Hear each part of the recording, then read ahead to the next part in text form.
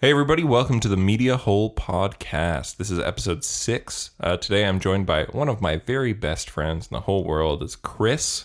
Hey baby, it's me, Chris. Hey. So if you have followed this podcast, you'll know that me and Ian recently talked shit about Chris on a podcast. Oh. And also that me and Davis mentioned that he looks like Kurt Russell. Oh, okay. Could be worse. So picture a Kurt Russell. but sexier and not old. And just fine. Yeah. Just acceptable. Just a good enough friend for you to make fun of. Yeah. A good enough stand-in when you need me. Yeah. And then you'll forget about me when I leave. And then... As you can tell by the fact that I've had Davis and then Ian, Chris is my third choice. Yeah, which isn't bad. I'm kidding. He He has He's a good 4 boy. friends, so 3's not last. Like, I'll take it. All right. In case you don't know, and this is your first episode of the Media Hole, we're a little podcast. We like to talk about movies and comics and games and television and all sorts of dumb bullshit. Just nerdy shit, you know? Fucking nerd culture, am I right, guys? Fuck yeah. Can I say Gamers fuck? rise up. We can say fuck, right? Oh, we can say whatever we want. Oh. Well, not that. That being moist. No, you can People say don't that. like that word. Oh, we can say it. But you have to get really close to the mic. Like real sexy with it. Moist. Okay, I'm already getting erect. Like, I don't know at what point I should be horny. We do if it's too early. No, we do the sex after the podcast. Oh, okay. My bad. I'll tone it down. That's my bad. So this week, in the media, we've managed to be very God blessed because we had 2 fucking incredible films come out. One of them being Knives Out, and the other one being The Irishman. And yeah, we're gonna probably talk about them because I saw Knives Out with Chris, and I saw The Irishman separate from Chris. But you know, he's my friend. We're gonna talk about it. Yeah, no, I mean, it's wild we've both seen it. I usually am slow with movies, but yeah, just watched The Irishman, the other day? Yeah, man. I watched it on Thursday. Okay, I watched it the Friday, I think, the next day. It's because you're a little slow, bitch. It's because I'm a bitch. And 3.5 hours. Let's talk about it. Let's All just right, get let's it right get in. out there in the open. All right. Full spoilers for Irishman. You can watch it Full right spoilers. now. Like, you have no excuse to have not seen it before listening to this podcast because it'll have been out for like 5 full days. Yeah, and who doesn't have just 3.5 hours of free time? Who doesn't have Netflix? That's also valid. Yeah. No, yeah. I mean, I will probably keep the spoilers pretty light. Yeah. At least for at the beginning. Also, it's based on a true story. So, like... Yeah, I didn't even know. See, I didn't even know that going in. It's like popping up saying, this guy died from all these gunshots. And I'm like... Dude, that was such a good what bit. is this? Yeah, no, I loved it. And I look over at Emma. I'm like, Yeah. are these people real? Why do I care how they died? And like, by the end, I'm like, okay, so it was pretty much true. Okay. That was such a good bit. And the best bit is one of them, and I forget what his name was. It was like, loved by all, died of natural causes, 2001. You're like, thank God for him. Yeah. You're like, what a good... Yeah, you're like, wow. Like, everybody just unanimously is like, no one shoot that guy. It's like this character died by gunshot. This character like killed in his own kitchen. Like 8, all of them were at least like 8 shots to the head. Yeah. Who shoots 8 times in the head? The mob. Yeah, but like, do they think he wasn't dead, or were they just like pissed off, or both? Probably both. Damn. Can you imagine the 7th shot? He's still getting up, and you're like, bro, what are we doing? This fucker We won't have to get keep down. shooting, I guess. I don't know. Yeah, I mean at that point, stop wasting bullets. Just kick him. Just stomp. Just fucking kick at him. But yeah, so if you haven't seen it, The Irishman is based on the true story of Frank Salerno, and Yeah, I don't remember the name now. and he was friends with Jimmy Hoffa, the famously disappeared man who was the leader of the Teamsters Union. And it tells the story of this Frank Salerno who alleges that he is the one that murdered Hoffa. Yep. Which, again, I went in knowing pretty much nothing about this movie. I don't know. So I don't know if was that like, does everyone know that before the movie even starts? I did. Yeah. Is it like Yeah. common knowledge, or like if you've researched it? I mean, no one really talks about it. Jimmy Hoffa's disappearance is like really like a well-known like that true crime. Yeah, absolutely. Frank Salerno having killed him came out from the book I Heard You Paint Houses. Okay, right. Which was a story like based on an interview with him by a journalist / writer. And that came out, I believe, like I said, like 2003, 2004. Okay. It's disputed. A lot of cops don't know if the evidence points that way. Oh, like he could be bullshitting. Yeah. It could be a complete lie Yeah, that, that's true. that That's he was true. the one that killed him. We know he was there. Witnesses placed him in the car, in the back seat. And Frank very commonly never sat in the back seat of a car. Weird. Because he was a lifelong truck driver. He was a what? He was a truck driver. He was a Teamster. Right, okay. So people go, oh, like he since he was Hoffa's friend, him sitting in the back was supposed to be like a signal, maybe not to come in. But ultimately, he was there when Hoffa was last seen. But they never found a body or any evidence of like blood or anything. So he still technically disappeared. Wow. And that happened in like the late 70s. So yeah. Jimmy, my boy. Jimmy Hoffa. So Jimmy Hoffa was like the leader of the Teamsters Union, which is like a Teamster is a is a truck driver. Right. It's not a very commonly used thing anymore. People don't say it that much. The Teamsters Union, by the way, does still exist. It's the biggest. I've heard the name but like multiple times. I still didn't really know what it was, but you still hear it every once in a while. The movie never explains that a Teamster is a truck driver. Yeah, I was like, are they all like? Is this like an illegal thing that everyone's here for? Or so do you know what's funny is when I was watching this movie, I was like, when I talk to Chris about this movie, it's going to remind me so much of when I talked to Chris about Once Upon a Time in Hollywood. Okay. Because at the end of the movie, Chris was like, we saw that movie together, and Chris was like, I don't get it. And I said, yeah. Sharon Tate was famously murdered. Yeah, I'm like, that's pretty cool. Like, now that I know that, that's way cool. I wish I wasn't a fucking idiot. and you asked me like a couple of Manson things as well about it. And like, I was like, Chris is going to come out of this going, I don't know what the point of this was. And that I don't know what a Teamster is. Yeah, that's pretty valid. And I was like, pretty accurate. That's my baseline, because it's like I have lots of weird interests, so I like look up random shit, and so I go, my friends are quite young, and so am I, but I am at least like knowledgeable about weird old shit that most people my age aren't. So, but like the Sharon Tate thing and the Jimmy Hoffa thing, I think is a bit too like weird for like people in our age group, right, to know. But I don't think the movie's intended for people in our age group. No, that's fair. But I mean, even with such little knowledge, it's still a great watch. Even though it's great. I was like so intimidated by 3.5 hours. I was like, I'm gonna need breaks. But no, I watched the whole thing in one sitting. I had to. Oh man, I'm a bit loud. I'm trying to mess with my levels. Okay, I had to take a break about an hour in, but that's because like I had to take my dog to the vet. Oh, okay. Valid. Yeah. So then I came back to it, and then I watched the rest of it. Nice. In one sitting. No, yeah, I mean, I took we'd pause just for like a couple of 10-minute breaks because goddamn, you want to stretch and shit. You know. Well, also it's like an emotional journey. Yeah, it's like a lot. I love that like Scorsese doesn't focus on being like a melodrama though. It's not like every dramatic moment isn't pushed to its 10th of everybody just being like feeling it in the moment. It's like everything's super low key, and then like it's only emotional in the retelling of it. Like right. it's Frank telling you in the present day, and like that's where the part of it that's like rings the heartstrings is. Right, because it's all already happened, and like it's all, and now you're seeing like where it goes. And I would have liked to know what year everything was, because it's clear years past. Yeah. But like, there's never any text on the screen saying like it's 1977 now, and like whatever. Yeah, me and Emma, every single time it would show like a name card and be like, they died in this year. We're like, I don't even know what year it is now. Like, is that like soon? Yeah, that's what I felt too. Especially because like the movie has sort of two parts it keeps coming back to.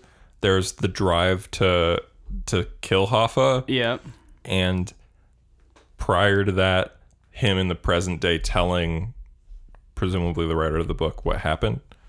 Or telling the audience, I guess. I do kind of prefer the original title. I Heard You Paint Houses? Yeah. And yeah, no, it's a great title. That's a cooler title. And the last song is named that. That's over the credits when it's singing. Right, yeah.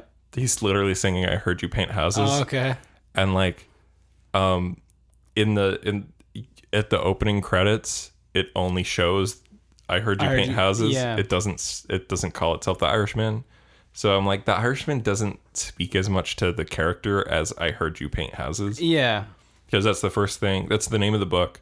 It's the first thing Hoffa said to him over the phone.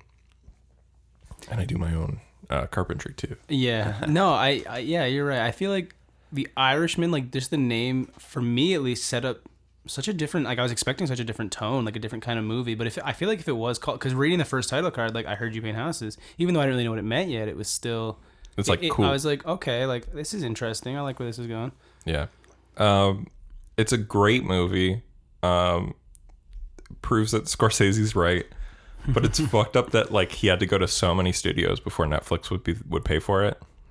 Yeah, no, yeah, I mean, because it's like, it's Scorsese. Has he made a bad movie? I know it is weird, but I guess, it just seems like such a project that's like he was probably like labor of love, extremely expensive. Yeah, like listen, I'm making this movie. I'm not changing anything. I don't give a fuck if people see it in the theater or not. Like I'm making it. Well, he was like, he wanted people to see it in the theater. Like it's clearly, watching it at home on my TV, I got the impression like, man, I wish I watched this in a theater. That'd be cool. But damn, they'd have to put a break. And I know they didn't at the ones they did, but like, man, what the fuck? They didn't have any showings at any theater in at least Ontario, which is where we live. Right. But like in the States, they were in theaters from the 5th until like it came on Netflix or whatever. Okay. So like it was like spent most of a month in a theater. But here it didn't, which is lame. I wonder how it did. Do you have any idea how it did? I don't know. No. Probably didn't make its budget back at the theater. Yeah, that's what I'm thinking. Do you know how much this thing cost to make? I have no idea. Final budget, $183 million. Wow. So that's like that's easily like a Marvel movie. That's up there. But it's 3.5 hours. It has this like crazy use of de-aging technology. Yeah. Oh my god. It's not even like Captain Marvel, which what they did to Sam Jackson, which is like, that was impressive, but that's only one. That's like turn current day Sam Jackson into 90s Sam Jackson. Right. Oh my god, I can't talk. Sam Jackson. But this is like, take De Niro and turn him back into Taxi Driver De Niro, turn him back into Raging Bull, like go back into the past, like different times, he's different levels of aging. Right. And I think they did some of that to Pacino as well. Yeah, I think they did it to pretty much everybody. And the one thing with it, and it looked great, but one thing was the eyes. Did you notice the eyes sometimes just looked like the colors were changing or something? I don't know what it was. There's something weird with the eyes. I assume from the de-aging, but I mean, it looked great. I couldn't believe it. Yeah, it's like incredible. Especially because they did it without like doing dots on the face, without doing any like mocap style stuff. It's purely after like post-production. Yeah.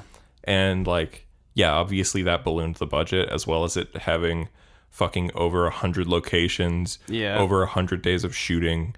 Like fucking the original cut of the movie was 4+ hours. Jesus Christ. And they cut it down to 3.5. And it's like the period piece, I'm sure it costs a shit ton to get the cars and the clothes and the...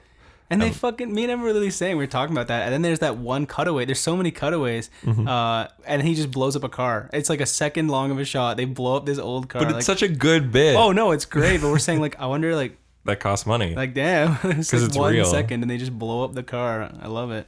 Yeah, I like how it does that. It's very like, I always say about narration in a movie is like, if you're writing a script and you write it as if it's being narrated by somebody, don't. Okay, yeah. Like, unless you're brilliant, there's no way to do it where it doesn't feel lame. Yeah, I usually don't love 9 out of 10 movies with a narrator are lame. Yeah. Like, straight up, unless you're like Scorsese, who did it in this and Wolf of Wall Street and fucking Goodfellas, all have narrators, and like it's because he's perfected it. He's a fucking genius. Right. It's like when people go like, don't do this, and you go, well, this guy does this, and it's like, are you as smart as that guy? He can do that. Like, that's the difference. Sorry, are you saying you're Scorsese? Like, go ahead, Yeah. And that watching this movie made me realize how shitty the Joker is even further. Oh yeah, wow. Okay, hot take. Still a bad movie. Joker. Oh, now it's bad. I thought you were just indifferent to it. I initially was. I became more and more disliked. Now you dislike it. Yeah, I mean, I have...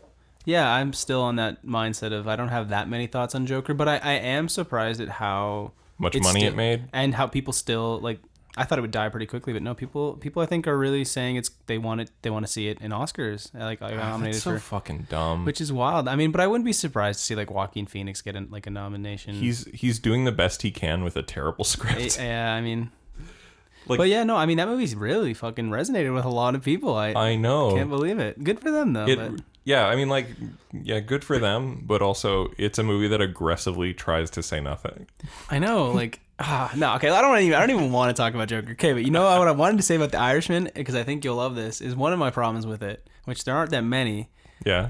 I like to call the Dunkirk problem. Yeah. Where everybody looks the fucking same, bro. It's like how many different old white people, and then you have the audacity to change their age so that they're a different looking but still old white man, and I'm like, okay, who the fuck is who? Joe Pesci and Harvey Keitel do look somewhat similar in this movie. Some of the characters, like obviously, like usually like Robert De Niro, I'm like, okay, very clearly that's still Robert De Niro, but like some of these people, I'm like, who, did we meet him yet? Or like that fucking kid, there's two younger guys with glasses. One of them, I think, had something to do with loans. Very early on, they mention him, and he's in a car, and they shoot at the back of the car. They don't want to kill him. Yeah. I don't know if you remember that scene. That guy's like black, slick back hair and glasses. And then at the end, you've got Sally, the what's his name? He's got a weird bug finger, Sally Bugs or something. Yeah.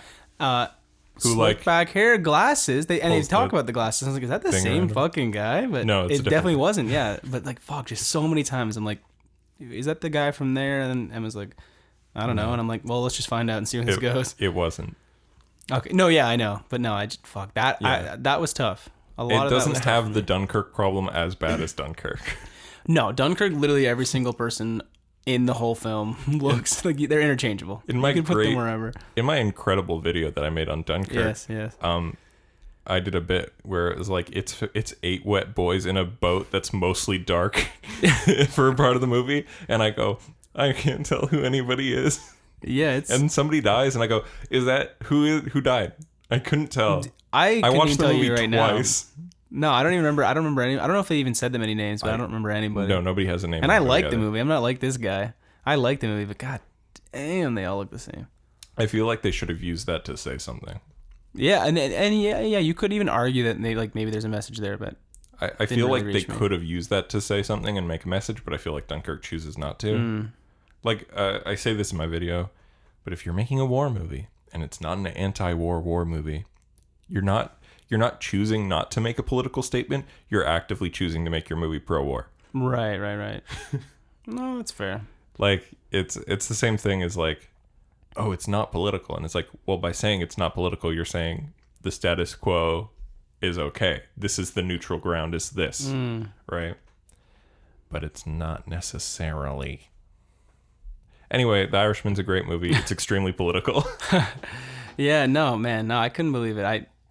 Such a, like, for a movie that really not that much of, like, I don't want to say significance, but like nothing super wild happens where you're like out of your seat. It's a movie about one person dying. Yeah, but that said, like, you leave that movie, you're like, holy shit, damn.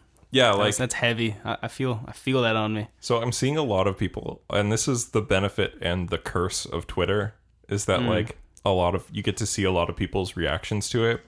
And Scorsese saying anti-Marvel shit brought out the Marvel stans.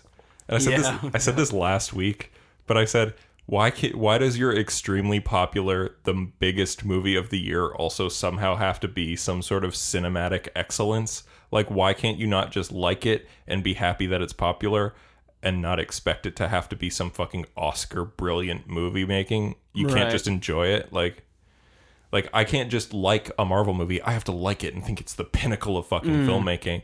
And it's like, I like Marvel shit. I love comic books. I like the characters. I'm invested. I enjoy most Marvel movies. I've seen many of them twice. Yeah. I don't think Endgame is the best movie to come out this year. Yeah, I think as long as, and that's the problem. And that's why, like, you see such a fucking, like, there's the people that do think that. So when Scorsese's like, fuck you, like, it's not cinema, they're so upset about it. And I don't think he didn't even say anything mean. He's like, it's a theme park. I'm sure everybody's doing technically, like, later he expanded on it. He's like, everybody's technically doing everything good. Like, they're doing a good job. It's well made. It's well made. It's well done. But it's not what I fought for in the 70s and 80s to be what movies were, because we were just coming out of the heavy studio systems of, like, even like the 50s and stuff like that.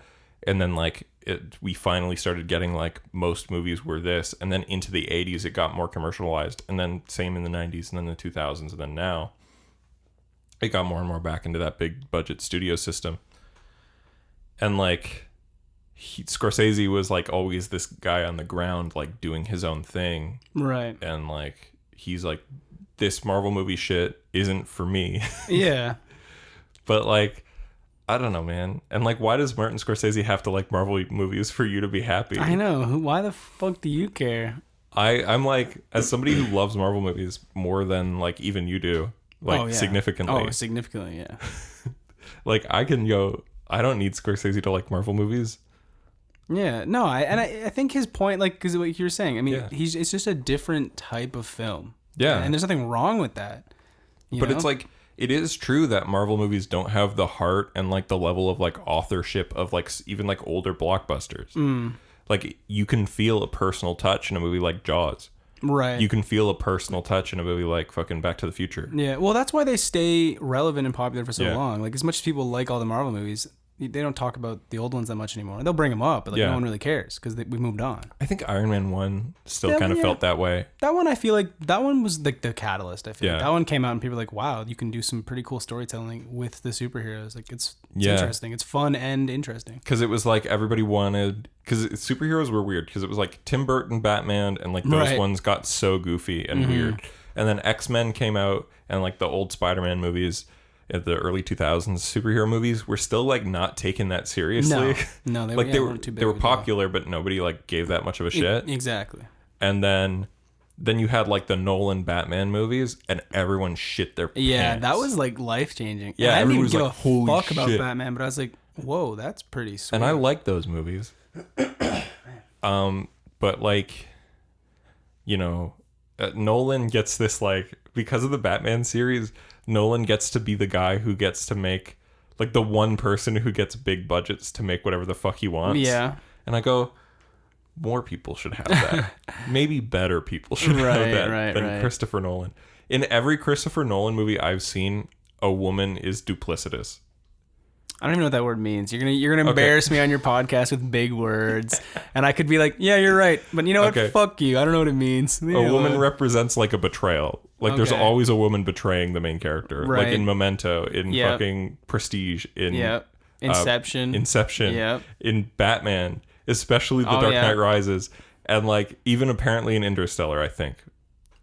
I'm not sure. I didn't see that one. I've only seen the one time, and it didn't affect. Like people love that movie. I wasn't hyped for the movie. Same. I went to the theater to go see it. The theater was full. I got a refund, and I didn't watch the movie. What? Oh, it was full. Oh, I thought you meant like you like watched it in like a packed theater. Then you're like, I hate it. Give me a refund. Sorry. I was like, what the fuck, dude? No, I bought a ticket, but the theater was sold out. I see. And so I went in and I was like, oh, there's no fucking seats for me to sit in, guy. Fucked. Why'd you sell me a ticket? And they were like, oh, sorry, give you your money back. And I never ended up seeing it. Oh, have you still not seen it? I still not seen it. Oh, no, I did like it, but I don't remember it that well, so I need to rewatch it. I mean, maybe I'll watch it. I'm not a huge fan of, like, Christopher Nolan. Yeah, it's clear to me. Well, yeah, the only movie that doesn't have a woman who's a traitor that I've seen by Christopher Nolan is fucking Dunkirk, and it's because there's no women in that movie. I was going to say, yeah, that'd be a tough one, considering. So, like, as much as Chris Nolan is a decent filmmaker, he knows how to paint good images. I think a lot of the stories he writes are bloated. And like I think he's really interested in writing lines that sound cool but mean nothing. Right. But more people should get to be Christopher Nolan. Yeah, no, okay. I mean, that's fair. Like, I mean, I like his films, but I see what you're saying. Dunkirk's not based on anything. You know what, Christopher Nolan, if you're listening, buddy, I like you. So. Hey, Chris, I don't have anything against you as a person. I just think your movies are a bit repetitive. You know what? And I like them, and fuck this guy, so I got your back. Don't even worry. And you know what? If Scorsese's listening, because you just dude. know. Hey, how you doing? Hey, Scorsese. Irishman, pretty good. You're great. Pretty good work you did there. Did you know? Okay, here's something that's crazy to me. So, like, when I was, I actually found out about this a few months ago. Do you know that Scorsese had a movie that came out in 2016? Called Silence. Yeah. Yeah, I never saw it. I never heard of it. I don't think anyone really talked about it. I wanted to watch it. What I had heard is it's another long ass fucking movie, and people weren't saying it's bad, but I'd heard people were like, if you get bored, you're gonna be fucking bored because they're not apparently there's not a lot of talking. It's fucking long. Like God damn, it's Scorsese. All I've heard about it is that it's really good. It's got Adam Driver, Andrew Garfield, and fucking Liam Neeson. Like, that's hype. I do want to see it. And it's about Portuguese like Christians coming to Japan and like trying to protect Christian people when they're being like discriminated against. Oh, okay. And shit. Yeah, I didn't even know it was about that. Yeah, just knew it was about like some religious guys. But it's like, that's so fucking cool. And so like some of the losers on Twitter are like, Martin Scorsese only makes the same movie in the same genre. It's just gangster movies. And I'm like, oh yeah, gangster movies like Wolf of Wall Street, Silence, and Hugo. Oh yeah, Hugo. Holy shit, that's hilarious. Like, like, yeah, those are all gangster movies, right? Like The Aviator is a gangster movie, sure.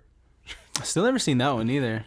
I still haven't. I'm gonna give you that. Man. Or Age of Innocence. That's not a fucking gangster movie. I haven't even heard of that one. Yeah, that one's from the 90s. It's in the Criterion Collection. Oh, nice. Yeah, so also, if you're accusing Martin Scorsese for being racist for not liking Marvel movies, you're a fool. Racist? Yeah, because Marvel movies have diversity, and apparently Scorsese movies don't. Oh, okay. I'm going to point to the fact that Silence has a mostly Japanese cast, and I'm also going to point to the fact that, like, Marvel movies took fucking a full decade to make a movie with a black lead and 12 years to make a movie with a female lead. Yeah. Also, Scorsese has his World Cinema Project, which is like he uses like his influence to like get money and take movies from countries that like don't have like the ability to protect like films and like preserve them. Yeah, okay. And like he does that for tons of movies, and he's released them stateside through that. Excuse me, including like Nigerian films, and like Taipei Story is one put out by there, and that's from Taiwan, right? Like, so if you're gonna be like, oh, Scorsese's racist, it's like Scorsese's done so much. Yeah, no, wow, that's cool. I didn't know that. That's he knows what kind of stories he's good at telling, and he doesn't try to overstep his bounds by writing something that's going to come across as like stilted and awkward. Yeah. Right? Like gangster and like crime stuff and like people rising through organizations is clearly the kind of thing that like he can see himself in. Mm-hmm. And so he manages to put a lot of himself into these movies. And like when he does diverge and do a movie that's like not as expected, it's Silence, and I've literally never heard of it.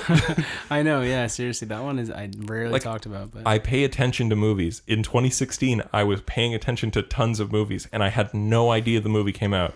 It wasn't. I don't even know if it had. I assume that it came here, but like it maybe didn't even come here to theaters. How did I not hear about it? That's what I'm saying. We probably would have seen it. We probably would have. I absolutely would have. Yeah, like me and your fucking girlfriend would have dragged you to the theater like by your fucking legs to see it. Yeah, I know, and I would have gone. Like, yeah, it's wild. I don't know. It's weird. I wonder if it was like I wonder what the budget was like. Maybe it wasn't as big of a movie. They just didn't care. Dude, it's big. It's a period period I guess piece. You got Adam Driver and fucking Liam Neeson and what's his face? Spider-Boy. Spider-Man. One of the many. People probably didn't like that. My first go-to for Andrew Garfield is Spider-Man. Well, what I feel like he's like everyone's least favorite. Go through for like Garfield, like the cat would be my second, even though, so that's why I didn't go there. But people hate him as Spider-Man. Okay, and I thought he was okay. I'm not gonna say the movies are good. I like those movies. I like them better than the Maguire ones. Now that hurts my soul. I'm sorry. Tobey Maguire's Spider-Man, he's not good as Spider-Man. It's in my heart. He's a good Peter Parker. He's not a good Spider-Man. Okay, now that. I'll tip my hat to you, sir. And Andrew Garfield's the best Spider-Man, but he's not a great Peter Parker because he's too cool. Yeah, he's pretty cool. Yeah, and so like, and also he skateboards. Do you remember that bit? Fucking, I do. Yeah, and it's like, wow, okay. See, people were like, "Oh, it's trying to make him look cool," and then I said, "The year is 2012. Skateboarding hasn't been cool for 5 years. Yeah, like, maybe that's why he's a nerd." Exactly. It's like, don't worry, I see what they're doing here. But it could have just been some bullshit. I think skateboarding's come back around now.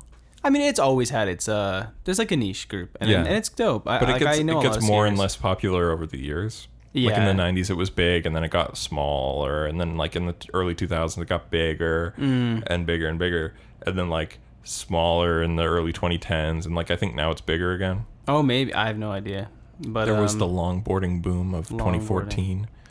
No, it was cool. I definitely like. Cause I remember like I remember both ages of skateboarding. I remember like the ages of the skateboarders with the coolest kids, and I was so fucking scared of them. And then ages of like, God, these fucking skaters, get the fuck out of here. Like, I didn't care. I wasn't scared of them anymore. Everyone's like, just fuck off. And then you worked in a skateboard store. And then I worked in a skate shop after that. Hell yeah. We're cool. I think that's what you should take away from this podcast, is that we're cool. We used to be cool. We're hip and young. Hip. Wow, hip. Yeah. Yeah, you heard it here, folks. Hip as fuck, bro. As long as you throw some swears and some bros around, people will think we're still relevant. All right, bro. That's fucking sick. I hated that. I wonder do people know how old we are? Like, maybe they think we're like fucking 40. Yeah, we are. Because I'm like talking like back in my day, skateboarders. Listen, we've all had our day. That's true. If you don't know, we're 24. And that's correct. Now we've lost all. I often forget how old I am. The other day, I literally like for a full like 2 minutes, I had to write it down somewhere at school, and I was like, oh my God. And my friend's like, are you good? And I'm like, am I 24 or 25? And they're like, I don't fucking know. And I'm like, well. So, you know, age is rough. I don't like to think about it. Getting older is weird because I'm in a point right now where I'm like 24 and I figured I'd be like different. Yep. I figured I'd not be here. Like, I figured I'd be here in a sense, like talking to a microphone maybe. But I didn't think I'd be still living with my mom. Oh, I will probably never fucking move out. Holy shit. Poor status is rough, bro. I can't even imagine. Well, it's like... But that's the goal. And then there's Ian, who's the richest one of us, and he just refuses to leave his home, even though he hates his fucking parents. Yeah. Oh, Ian. God bless you. Yeah. We love Ian on this podcast. I think he's sick currently, so we're going to wish him well. Yeah, get better, you goof. Get better, you fucking nerd. Yeah. I hope he listens to it. Hopefully. Who knows? Yeah. He might. Probably not. No, it's wild though. I feel like growing up, I've always think there's going to be, I just assume there will be a time where I'm a certain age and I feel like an adult. But even right now in this moment, I'm a little baby. It has not come. I'm just a wee little baby. I'm like, yeah, man, I'd love to do my laundry, but also I don't want to, and I probably won't. And that's that. Adulting. Yeah, man. Or like, I'm at this point, I don't know if you're like this. I know Ian is more mature than me in this situation. Ian, mature, okay. Yeah. Interesting. No, and here's why. If I'm alone in my home, I won't cook something for me. I can only cook if there's at least one other person that I'm cooking for. Wow, okay. Because I think I want to impress people and be good to them more so than I want to just take care of myself. Okay, wow. So you mean like proper cooking food? Like you like make a nice little meal? I'm not talking about like craft dinner. I'm talking about like you not just throw a thing in the oven and it cooks for 30 minutes. Even that. Like even that. Not like pre-made stuff. I'm talking that's what I'm talking about. Because I don't really cook food. I'm talking like even throw together like a little meal. Yeah, that's what I mean. Like I'll make a sandwich for myself. Okay, but that's not pussy cooking. Ass sandwich, whatever. Or like a grilled cheese or whatever. Yeah. But like fucking like cooking a dinner for me, like getting chicken, even like easy shit like stir frying. Like, I need another person there so that I have a reason to make it, because otherwise I'll just go out and buy garbage and put it in my mouth. Yeah, exactly. Dude, all I fucking eat, and this is a pro tip for all my gamer girls and boys out there.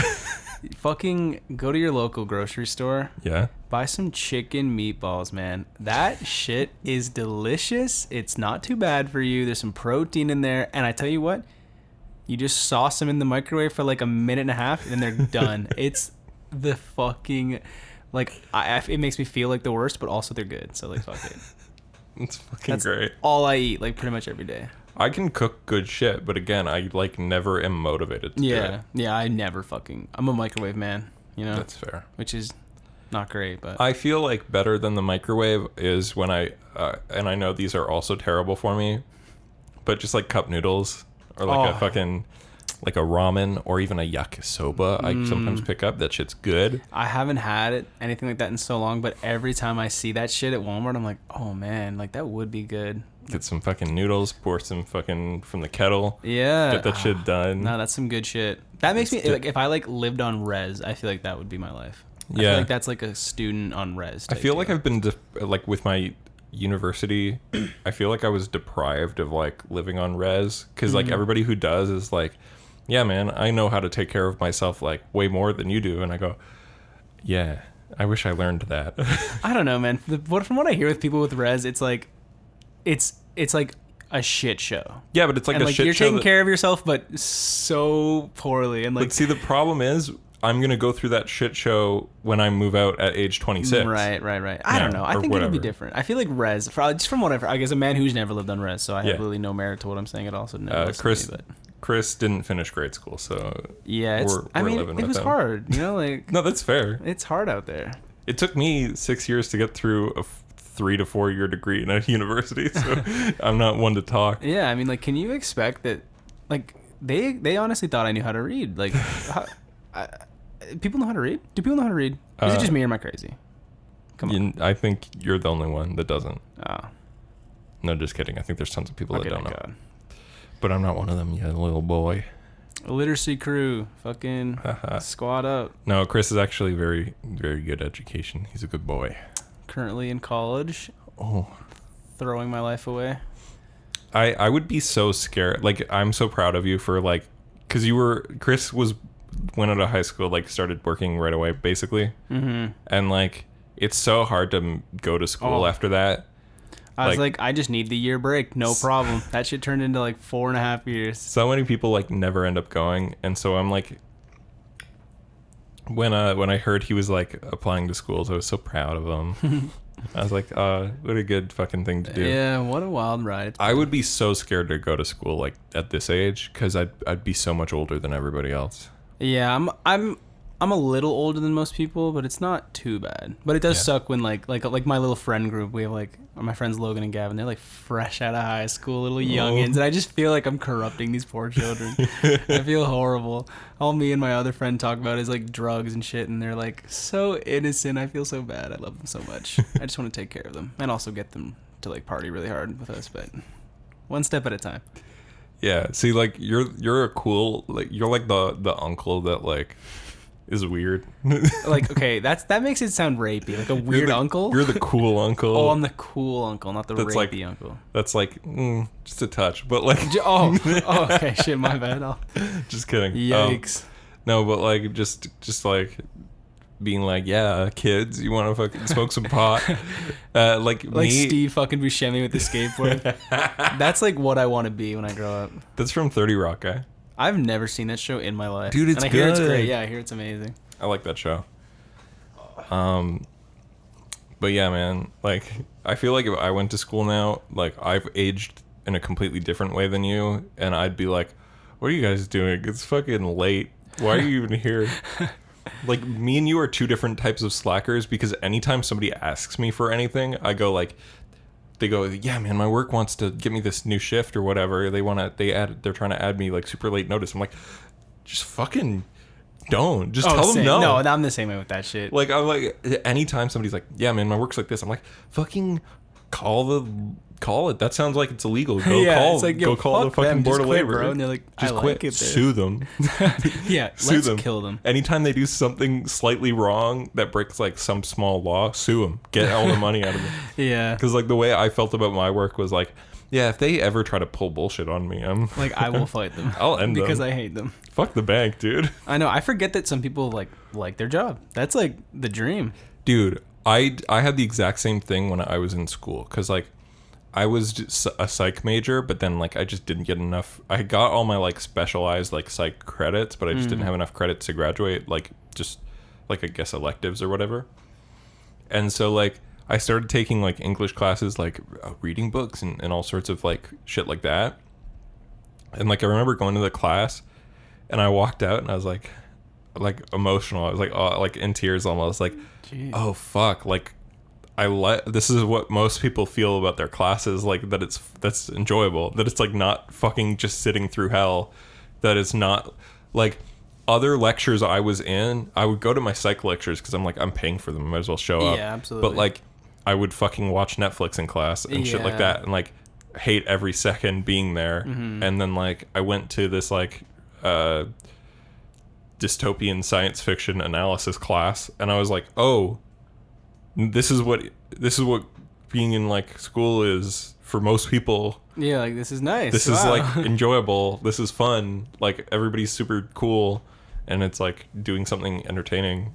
Yeah, no, I mean, once you find something that like you actually are interested in learning, it's a way different experience. Yeah. Like half my classes, yeah, it's just like autopilot. Like I'm sitting there, like, what the fuck am I doing with my life? And then other times it's like, oh, I actually learned something, and it was interesting. Yeah, man. And I don't want to fucking burn this school down. That's cool. Yeah. What else were we gonna talk about? I was gonna say, now I get it. I get why, like how, what were we talking about? The Irishman? Where the fuck? How'd we get here? Yeah. Damn. It's a slippery slope.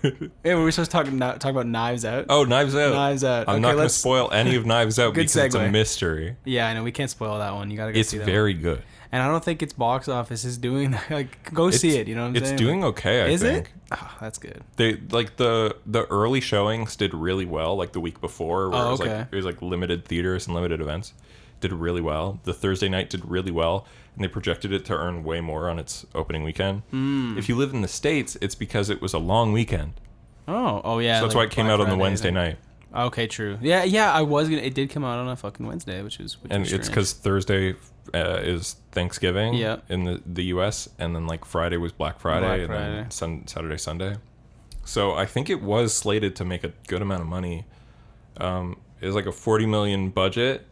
And then like they projected to make like I think the entire budget back over the first opening weekend, which is like not usual for like a movie that comes out in November. Yeah, no, weird, like great movie, but yeah, weird time. Yeah, like it's coming out around Oscar time, and it's not an Oscar-y movie, but it's still very good. Yeah, like absolutely. It's a perfect. We would get more movies like this. Yeah. In a perfect world, which is like. It's a medium movie. It's not trying to be like some incredible impassioned drama. No, yeah, there's no Oscar baiting at all. It's not Oscar bait. It's a bunch of actors doing really good acting and having fun. Yeah. And like the story's great and it's funny and it's cool and it's smart and it has something to say. Yeah, I mean, honestly, I wouldn't be surprised to see it get a nomination for maybe like screenplay or set something. Design. Oh yeah, it looked cool, and yeah, no, I mean it's a great movie.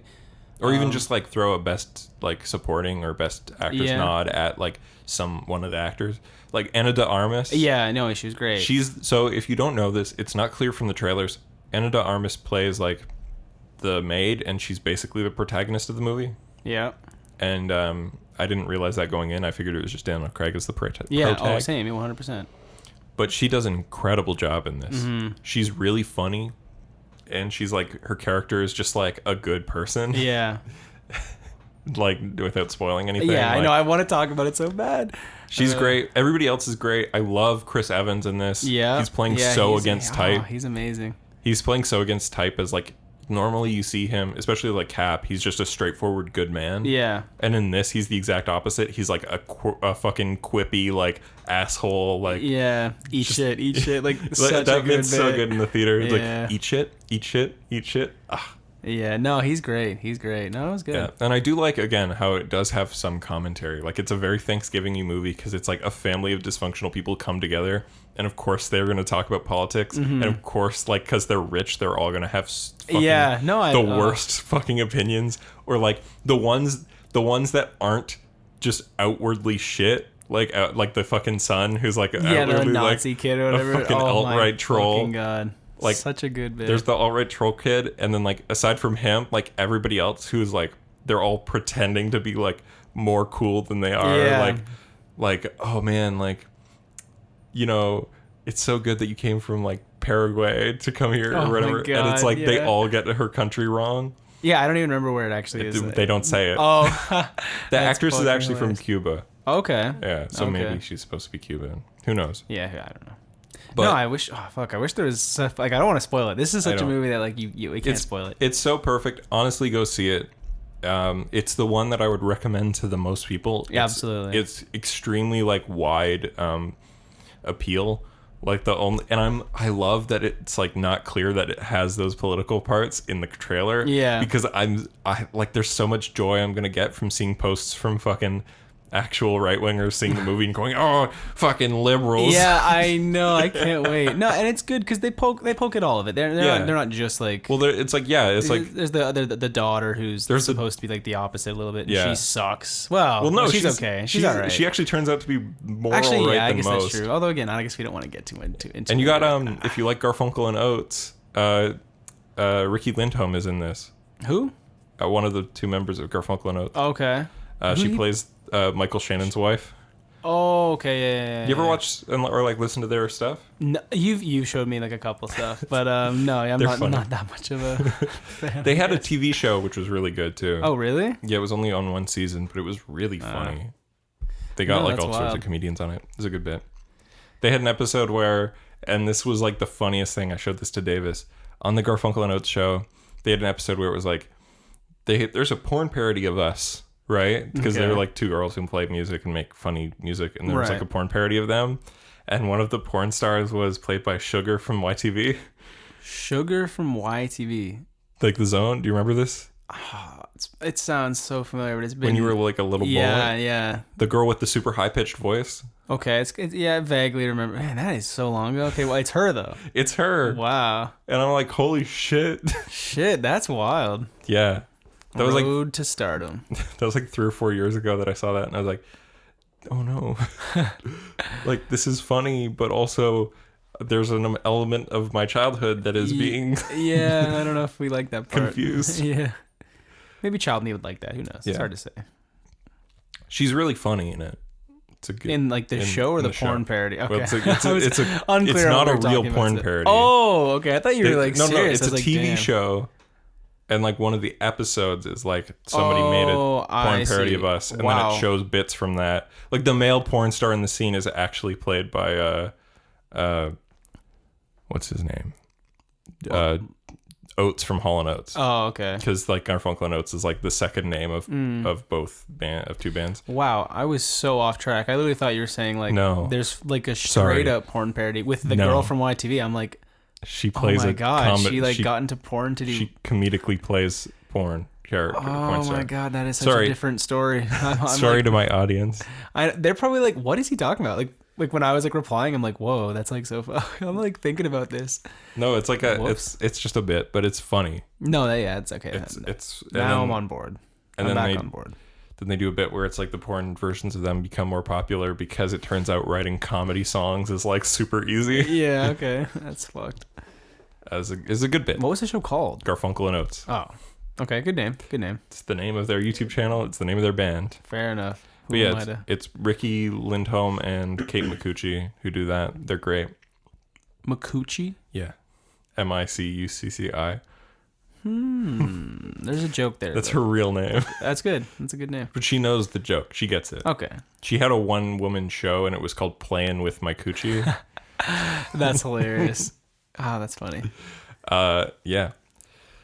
So we talked about Knives Out. We can't say much about it. I know. Like, we can barely talk about The Irishman. So I know that, Chris, you've been playing a lot of Potemkin Sword. But of what now? Pokemon Sword. I'm sorry. Did you have a stroke just now, or is it a meme that I'm not? It was a bit. It was a bit that's exclusively for Ian when he listens to it. Okay. I'm glad that someone will laugh. Do you want me to explain the joke to you, or leave it? No. We'll let it just stew. Okay. And people will be so Potemkin Sword. Yeah. Okay. Wow. You want my thought? Damn, that's a spicy subject. I feel like people are really. Yeah. Not ready for either take. I'm not a fan of the Pokemon series in general. I know that about and I'll never get into Pokemon because I didn't grow up with them. That's fair. I think, and I like the games, and I like Sword and Shield, but I think that Pokemon does have such a. If you don't care about it as a kid, it's you might still like it now, but like it's such a different experience. Yeah, like as a kid, I watched the show, but I never played any of the games. Yeah, and my friends did, and I was like, "What are you fucking doing?" But I didn't. Yeah, I fucking loved those games as a kid. Like on GBA, it was like, what games did I play that I remember on GBA? And it was like, I played Spider-Man Attack Mysterio or whatever. Okay. On the GBA or Mega Man Battle Network. Mega Man Battle Network. That game slaps. Yo, did you ever watch the show? Yes, I watched the show. It's fucking amazing. Dude, little child me had the biggest crush on what's her face? I don't know the names anymore. Male? Mile. I don't know. Whatever. Pink hair girl. It was like the role of that universe, right? Yeah. No, I fucking love that show. I was like, I want to be Lan. Lan's so cool. Yeah, like Mega Man Battle Network is just Pokemon but Mega Man. Pretty much. I mean, or what was the name of the show?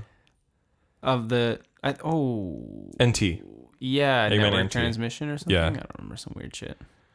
But no, yeah, fuck off. I like how you could jack into everything. Dude, I jacked in to everything.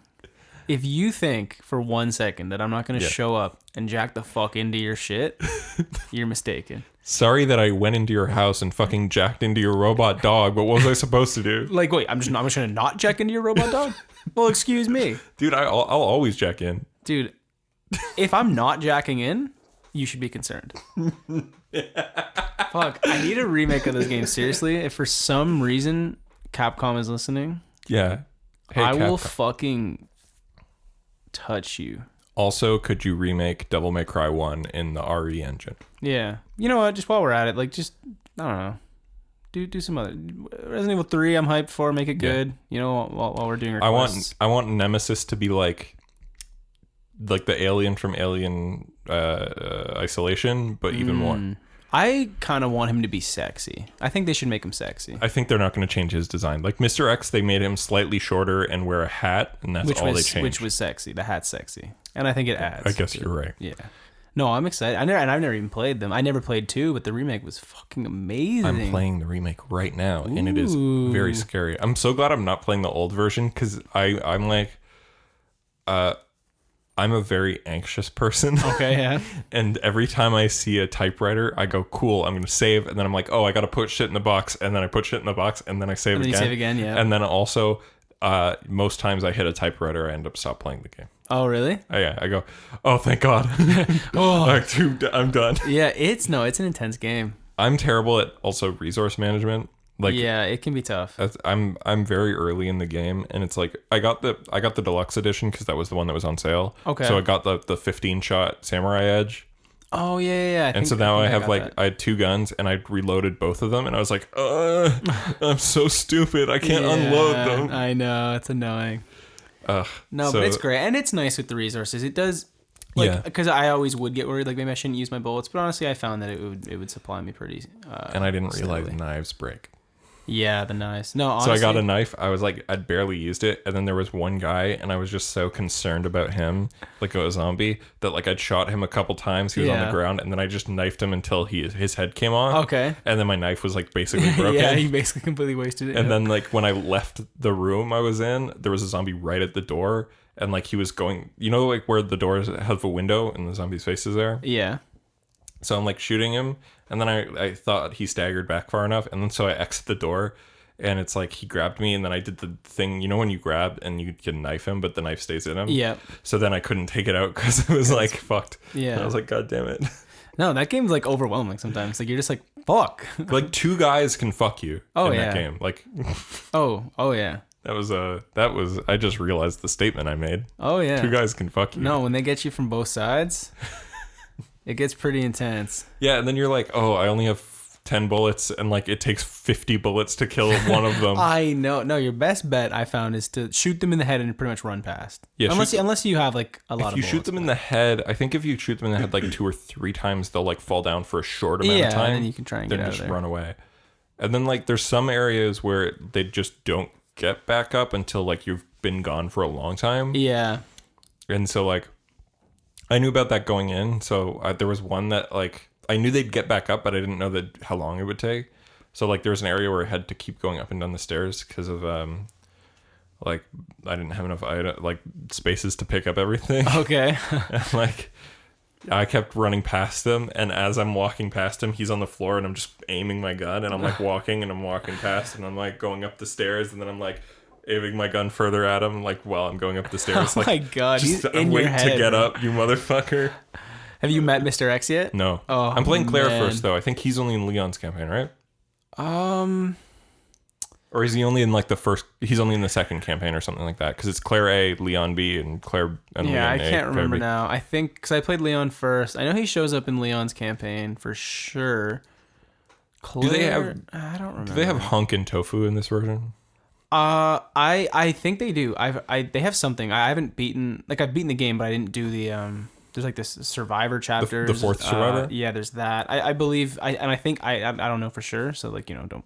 Okay. Fuck you if I'm wrong, but like, I'm pretty sure I was reading you beat that on a certain difficulty. You get the secret character, which I assume is still the tofu, which is fucking insane. It's just Hunk's campaign, but he's a slab of tofu. That's just how it is. We don't question it. No, that's it. Oh, fuck. Weren't we talking about Pokemon? What the fuck? Yes. Talk about Pokemon. Okay. Resident Evil 2. Great game. Pokemon. Sword. Yeah. Great game. Here's my question. I'm going to say it. It's a good game. Here's my question. Here we go. Why would anybody buy Pokemon Shield? Okay, that's a good question. Because the I'm two options... biased as fuck because you got Sif from fucking Dark Souls on the cover of Pokemon Sword. So like, why are you not going to pick that up? Sword dog or shield dog, and it's like, who doesn't want a dog with a sword in his mouth? Sword, yeah. Who? Okay, like let's take the Pokemon out of it, and let me give you a scenario. You can pick up a sword, or a shield. Sword. If you pick the shield, you're a bitch, and that's a fact. Like I'm not even, I mean it. Shield with love. I love you, but shields are you truthfully are a bitch. For pussies. Shield. Like maybe you'd pick up the shield after you pick up the sword because both are pretty cool, but just the shield? What are you gonna do with just a shield? Like, listen, I know. Be a little baby back bitch. I know. Look at me. Look at everybody. We all love Goofy from Kingdom Hearts, and his main weapon is a shield, and he's he's great. I love Goofy. He's awesome. Okay. Some Goofy love. But every time I play the fucking first Kingdom Hearts, it goes, which thing do you want to pick and which thing do you want to stop focusing on? Right. And it's like, listen, the shield also goes hand in hand with using special abilities. So obviously you don't want to like neglect the shield. So I always go for sword first and disregard magic. And I know everybody's going to be like, you're a fucking idiot. Nah, you're a fuck little magic. bitch. That's the Dark Souls attitude right there. Yeah. Pick the sword, fuck magic.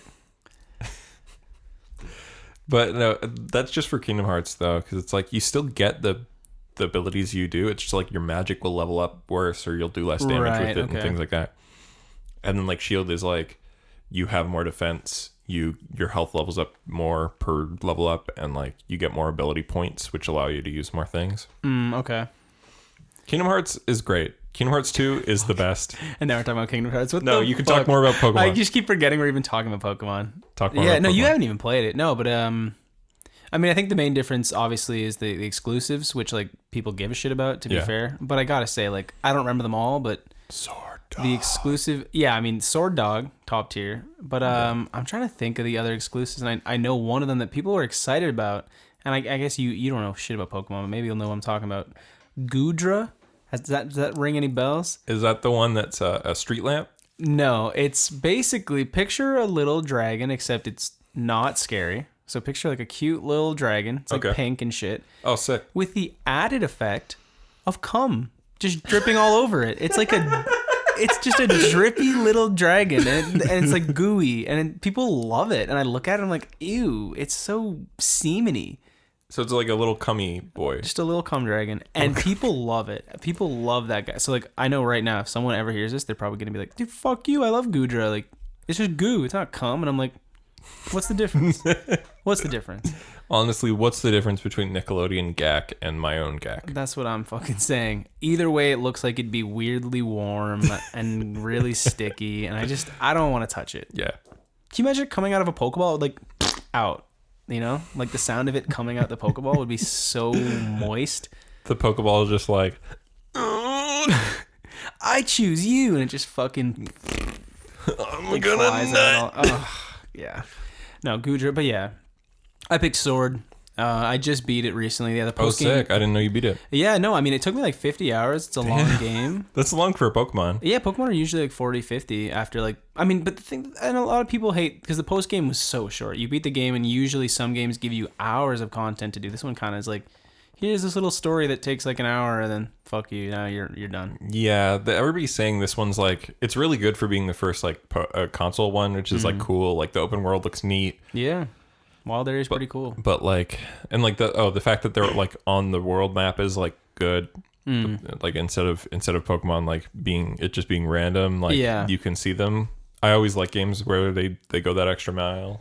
No, yeah, and the new world of Galar is really cool. No, it's a well-made game. I think obviously the Dexit thing was huge. Yeah. People are so bummed, but I'm gonna say this right now. Fuck it. The fact that I'm on here, I've really been saying to myself, like, oh, if this guy ever makes me go on his podcast and we end up talking about Pokemon, I shouldn't even talk about it because I know people really fucking care. Well, don't worry. We have 8 listeners. I was gonna say like 4 views. All 4 of those people are gonna fucking burn my house down. But like, god damn, Dexit, man. At some point. In the Pokemon games, let's say this one, they had every single fucking Pokemon, all these thousands of Pokemon. At some point, not only will it be like, we can't put them all in, but like, we don't even want to. Like, they want to tell a different story with all these different Pokemon. They want certain ones in it. Like, why aren't they allowed to do that? Like, it sucks. If I'm correct, and maybe I'm wrong, weren't in the previous ones you'd have to beat the game in order to get the old boys in? No, and that's true. A lot of times they had other ways of bringing them in, which so I get. I'm not saying, like, fuck up the balance, but like, if you've already beaten the game, like, who fucking cares? Yeah, no, exactly. Like, I don't think people who are upset about Dexit are wrong. I just think it's unfair to be like, oh, because you're not making this game for me in the way I want it, it's a bad game. Like, that's not fair. That's true. I mean, like, I'm not a Pokemon fan, so don't take my word for shit, because I don't give a shit about Pokemon. But like, that's the fact of the matter, is like, it doesn't have them all. I don't care about what was promised, quote unquote, from I know. And X and Y. There's a whole lot of new shady shit, because they were saying like X and Y had these new like shit models, but like, and the game ran like shit because of it, because like the models were too high quality for the 3DS. But that was done so that they could easily be transferred over. Yeah, it's a whole so thing. They'd be future proof, and then they couldn't like make that part of the deal. So instead, like X and Y and Sword and Shield and like Sun and Moon to a lesser extent are all somewhat like handicapped by this choice. It's like they chose to do these high quality models so they could transfer to consoles, and then they never did. Yeah. And so it fucked up the 3DS and it fucked up the consoles in that way. But like, ultimately, that's just the fact. It's just not there. Yeah, it's not in the game. So even though they made these apps and they did these choices, ultimately it's not in the game. And I think that's probably because they were rushed. Yeah. Because Pokemon stuff has to be a fucking media giant empire. Absolutely. It can't just be the game, because they have to make the anime, and they have to make the fucking trading cards, and they have to make this, and they have to make that. And so stuff has to be out for a specific date. And so they couldn't delay it because there was 8 companies involved. Yeah, no, I mean, and that's because that's the thing with like this, like, it's so different from something like Death Stranding, where like Death Stranding is so clearly like Kojima just, and I haven't even played that much, but it's so clear that Kojima like has all these ideas and it's a labor of love. And it's not that Pokemon isn't a labor of love, but there has to be so much like meddling from everybody, from Nintendo. It's not like RE2, where it's like everybody who worked on RE2 fucking loves Resident Evil 2. Like, everybody who works on the new one love the old one. Every change is there, but then there's so many things that are just there for longtime fans. There's so many things where it's just like perfectly done. You can get the old costumes if you beat the game once. In the deluxe edition, you can get the costume of Eliza Walker for Claire, which is the in racing Resi 1.5, which was the original Resident Evil 2. Leon was in it, but the other character was Eliza Walker, who was like a motorcycle racer and wore that outfit and had like bright, I think, blonde hair. Yeah, something like that. And like every little thing, like the fucking the motto, if you zoom in on the fucking like bust in the police officer office, it says the motto of the Raccoon City Police Department is "We do it." We do it. RPD. We do it. What does that mean? That's why you say like, we fuck. We do it. Yeah, we fuck, bro. No, we just do it. Yeah. We just, what do you need? We do it. It's like Nike, but us. But yeah. No, no, exactly. That's a game that so clearly. It's a labor of love by people who fucking knew what they want from it. Like, yeah. It's like, even if it's like, I think the people who work on Pokemon are in the situation where it's like, every other internal Nintendo developer gets like such level of carte blanche in a sense. Like, Astral Chain doesn't feel like Nintendo asked for anything. Like that Platinum game, it's Platinum's game, and Nintendo said, it's cool, it's ours. We'll give you money for it. Yeah. Like, it doesn't feel like any amount of it is compromised. Yeah, exactly. No, and exactly. it's like that's cool, but that's not. Like, Pokemon's the biggest fucking brand on Earth. Yeah, well, that's the difference. I mean, there's got to be so many deadlines, so many fucking, like, just so much shit going on that they have to work around. So, like, I get it. And so it's like, I get you hating that this is different, and you can go ahead and not buy the game. Yeah, oh yeah, exactly. Like, if you don't want to buy it, don't buy it. but ultimately, this is the way it turned out. Is the game good despite missing the other Pokemon? Chris says I'd yes. say yeah, and a lot of people do. I think honestly, and like obviously people like see the reviews and like, oh, that's just everyone's gonna review it well because it's Pokemon, like blah blah blah blah. Game Freak's gonna get away with it, which is again like valid criticism because there was so much shady shit, and it's not cool that they lied. But at the end of the day, people are reviewing the game well because it's fun. It's straight up fun to play. I don't know what else to tell you. Like, and Pokemon. If you don't like it. On the Switch, you can get the Digimon Story Cyber Sleuth collection. I actually want to play it so bad. It's good. I don't even have that much of an attachment to Digimon, but I've heard those games. Well, they're good. They're like visual novel games that are also Pokemon games. So they tend to have like interesting stories too, like super anime. But like, you're a hacker, and the Digimons are programs, and you're in the fucking virtual world. Yeah, that's wild. Yeah, and it's like, oh shit, and it's like the combat's really fun and weird. Just putting down a can really quietly. I could cut the silence out. We definitely heard it. No, leave the silence in. I'm gonna leave. I think you should leave the silence in. All right, fine. Now a word from our sponsor. No, we don't have one. We're not sponsored by Monster Energy. No. Then water. We're drinking water today, and it's very good for you. Sponsored by water. Should I drink some water loudly for the mic? No. Okay. I might at some point in surprise. All right. But also we've both been playing Death Stranding. Chris has been playing less of it than I have. Yeah, I'm not too far. I'm on chapter 5. God, yeah, I'm like, I just fucking dropped off the... So I just have my first major cutscene where I met Mama IRL. Ooh. And you know Mama. She's cool. I thought she died. No. What? Who the fuck did I just walk to the incinerator? Your mom. I'm talking about the character Mama. Oh, see, like, this is what I'm talking about. Like, I'm so far behind in this game. Okay, so you're right at the start. So the character, I'm like the character of Mama is played by Margaret Qualley, who you may recognize as the hippie girl from Once Upon a Time in Hollywood. Okay, yeah. Yeah, and she's great. Her character is that like, well, not her character, but her backstory. I'm not going to tell you her backstory. Actually, fuck it. It's a spoiler. Right, okay, You'll experience it. She's cool. She talks to you a lot. She builds a lot of stuff for you. It's like you mostly talk to her, Heartman, and Die Hard Man throughout the game. Over your Die comm. Hard Man. I still not over that. You've already met Die Hard Man. I know. I just can't believe it. And Dead Man. I love it. And Dead Man. They go hand in hand. Yeah, Dead Man, Heart Man, and Die Hard Man. You gotta think, like, Dead Man probably picked his name first, and he's like, how badass is that? And then Die Hard Man's like, I'll do you one better. Bro, check this out. Die Hard Man. He's just like, and I wear a skeleton mask. And he's like, man, I already made the business cards and everything. Now my name sucks. Like, Dead Man, you got gypped. Heart Man at least is cool. Heartman. I don't even know if I met Heartman yet. Heartman is the one played by Nick Winding Refn, who directed Drive. Ooh. What the hell? This was in a trailer, so it's not a spoiler.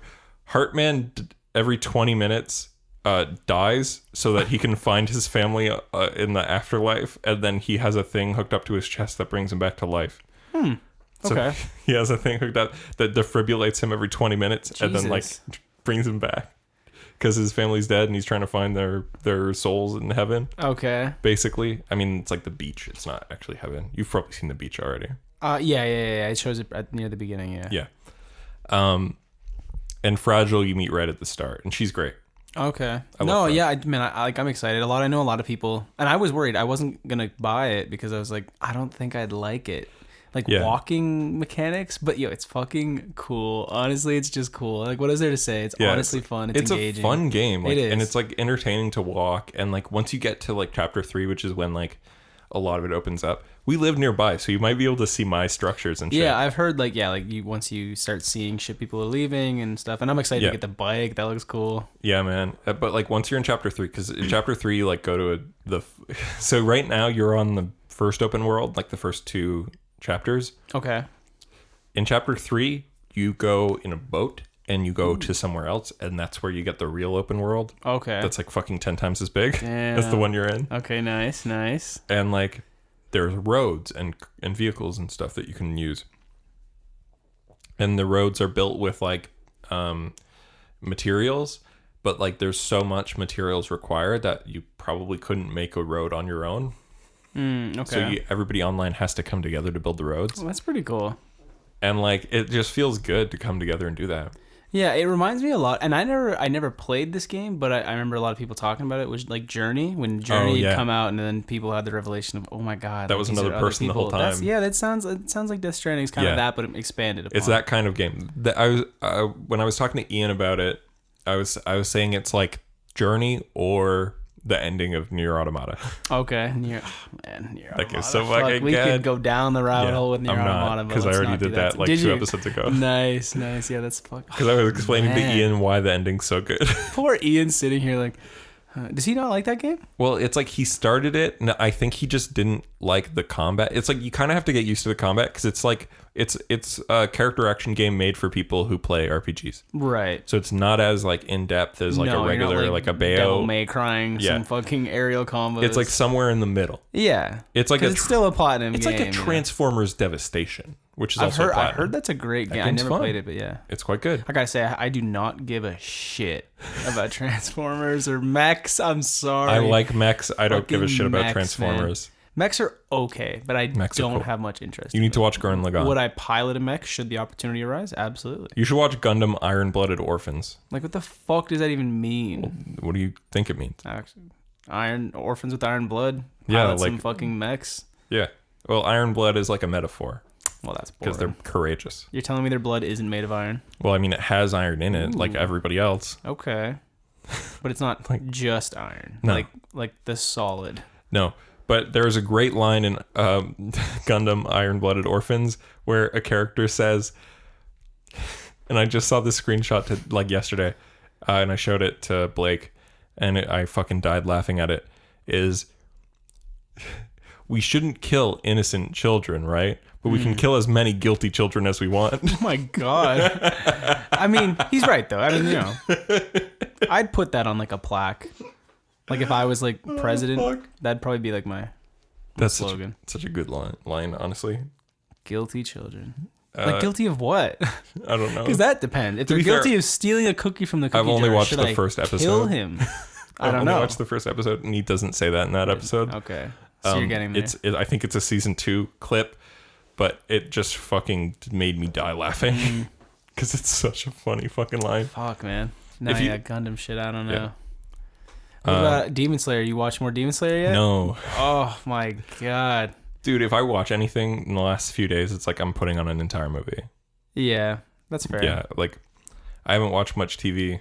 No, I mean, there's been a lot of movies, and I feel like I'm pretty sure there's still a bunch in theaters that I want to go see now. Yeah, dude. Like it's been busy. I heard Hustlers is good. Yeah, I never saw that. That was apparently really good. The Report is on Amazon Prime right now.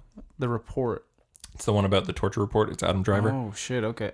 Man, I fucking love Adam Driver. Dude, he's had an incredible year. Just in this year alone, he's in 4 movies. That would be an entire year. Like each one of those movies would be an incredible year for an actor if that was the only movie that they came out with. Yeah. Like he's in Marriage Story, which is Noah Baumbach. Oh, that I want to see. That comes out December 5th on Netflix. Oh, really? Yeah. Oh, shit. It's a Netflix movie. It was in theaters November 5th, but our theaters aren't playing Netflix movies. God damn. Because it's not you usually get a 90-day window. Yeah, I remember reading about this somewhere. It's stupid. Yeah. So Marriage Story, The Report, The Dead Don't Die, and Star Wars. Wow. Right? Yeah, pretty big. Pretty big.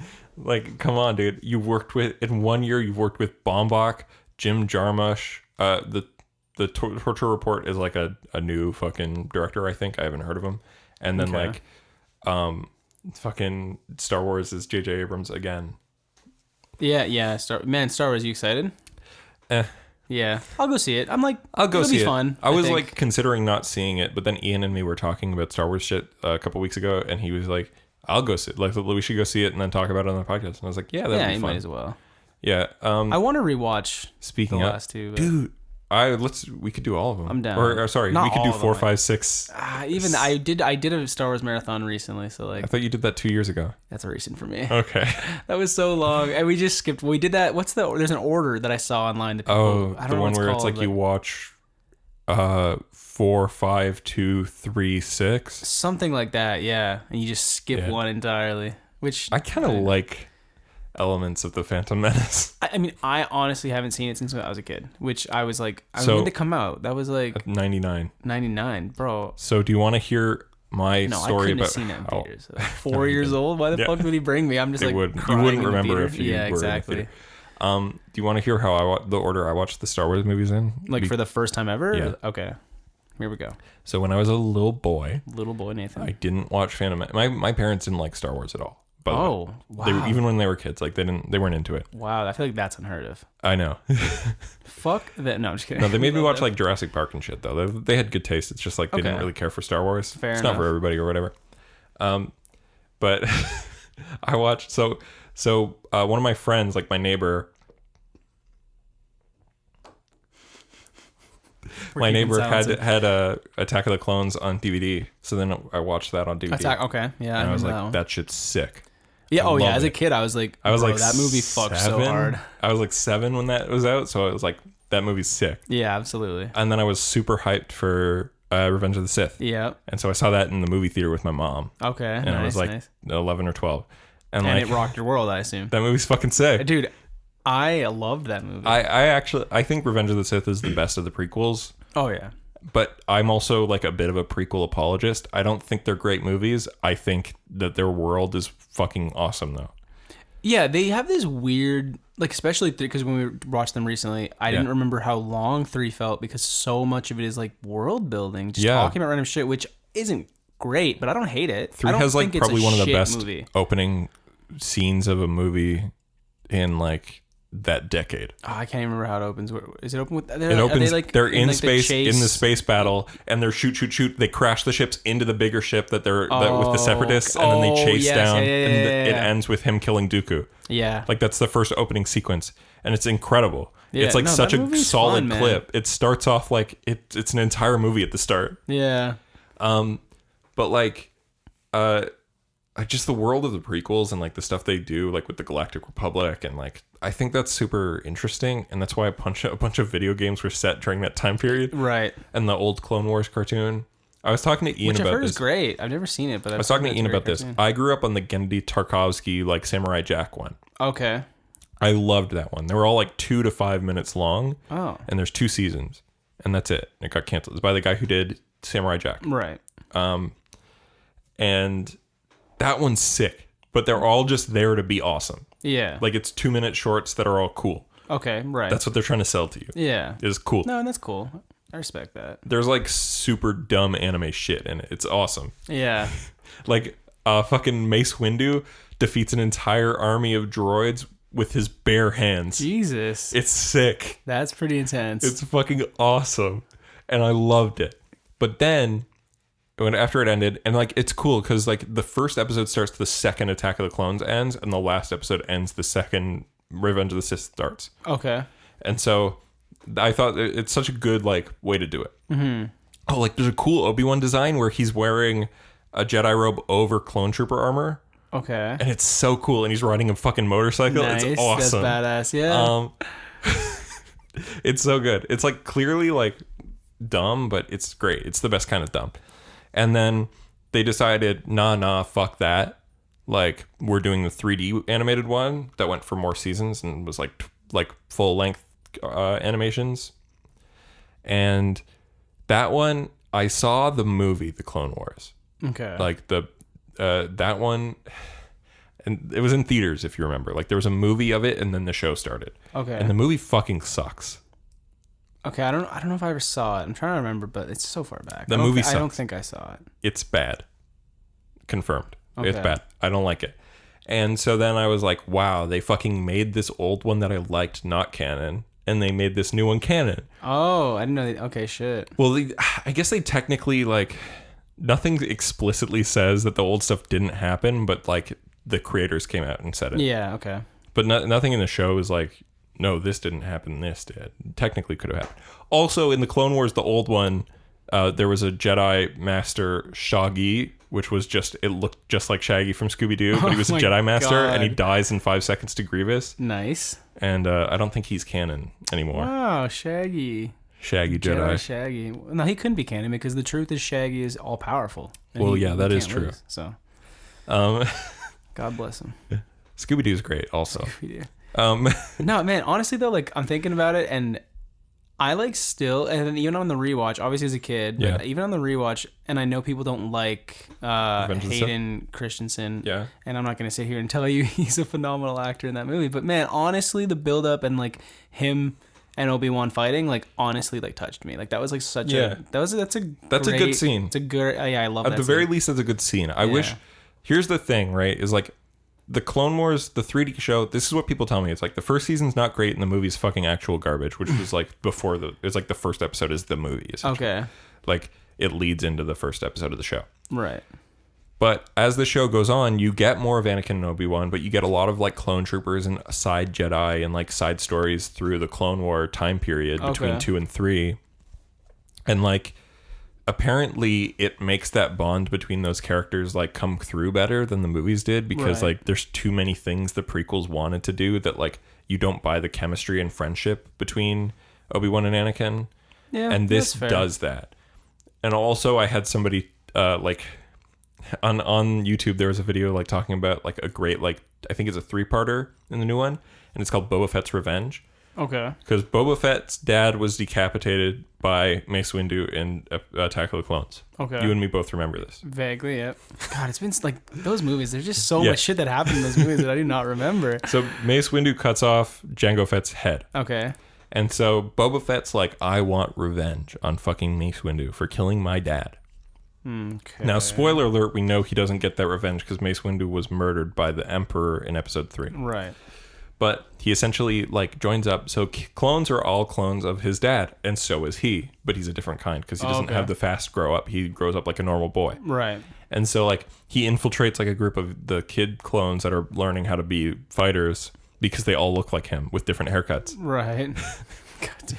Isn't that great? Why wouldn't they just have like a shaved head or something? No, because then you wouldn't be able to differentiate them. Oh, these are like actual. I thought it was just like a fucking bunch of clones that like didn't really matter. They're kid clones learning, but also for purposes of television, you have to be able to differentiate which one is the boy. No, I just thought you were talking about like a group that like it's didn't like matter. Clone troopers that are learning to be clone troopers because they're still little kids. Okay. But they grow up faster than normal people. Right. The clones did, but like they still get to be kids apparently. And so he infiltrates that, and like that's on a spaceship, and he fucking tries to kill Mace Windu and like fucks around on the ship, and apparently it's really good. And he doesn't get his revenge, obviously. Well, yeah. But like that's how you see Boba Fett become a Boba Fett. You know what I'm saying? Okay. Oh, that's so I've heard there's some really good storylines in Clone Wars. Yeah, no, I've heard good things. And of course, Rebels has like the last meeting of Darth Maul and Obi-Wan. Okay. On Rebels, because that one takes place like before Episode 4 and after Episode 3, and like there's if you remember correctly, Darth Maul lived, survived Episode 1, but he had robot legs. Okay. God, see, like, and he showed up at the end of Solo. Anything he showed up at the end of Solo. God, and he's like the leader of like a fucking empire of crime. In Solo. At the end of Solo. Oh, I never saw Solo. He's revealed to be the boss's boss. Oh shit! Okay, I didn't know that. Wait, you didn't see Solo? No, I thought you were there with us. No, yeah, I didn't see it. Oh, I kind of wanted to, but I just never did. Okay. Solo's just okay. Yeah, that's what I've heard. At best, which is fine. Solo at best is just okay. Okay. Yeah, I wish I'd have seen the one that was by Lord and Miller instead of the Lord and Miller, and then they got fired, and it was Ron Howard. Oh, okay. Because they were doing one that was all like improv comedy. Oh, what the fuck? Like, because you've seen Jump Street and like Lego Movie and shit, like their sensibility. And like, it was like that tone, and then they got fired for making a movie with that tone in the Star Wars universe. Okay. And it's like, if I was going to watch a fucking Han Solo origin movie, at least it being stupid and funny would have made it work. Yeah. And they got a great cast to be dumb and funny with. Like, they got Emilia Clarke, who played like Daenerys on Game of Thrones. Okay, yeah. And they got Woody Harrelson as like the Obi-Wan of crime. Okay, yeah, man, Woody Harrelson's great. They got I don't know what Alden Ehrenreich, who played Han Solo, did before, but they also got fucking Donald Glover as Lando. Yeah. And they got fucking Phoebe Waller-Bridge as like a robot. Okay. Who's Lando's friend. And Phoebe Waller-Bridge, by the way, is like the lead of Fleabag, if you've ever seen that show. Oh, I haven't actually fully watched it, but I think I've seen like the first episode. So she's great. Yeah. She's funny. And so they got this great comedy cast to do goofy comedy bits with, and then they like changed the movie from that to a different movie, and it's just kind of lame. Yeah. Okay. No, that's a bummer. That's a bummer. But like, whatever. Shit happens, I guess. Shit happens. Fuck you. But at the end of Solo, they're like, hey, Darth Maul's alive and he has robo legs. And it's like, if you watched the cartoons like Rebels, you'd know that was true already. Okay. But they show him off in the movie. Nice. And on the show, what is? Does he have like some sexy legs? What's like just robo legs? On like a human body. Yeah. Like where's it start? Like at his waist. He was cut in half at the waist. So robot penis is what I'm getting. Probably. Nice.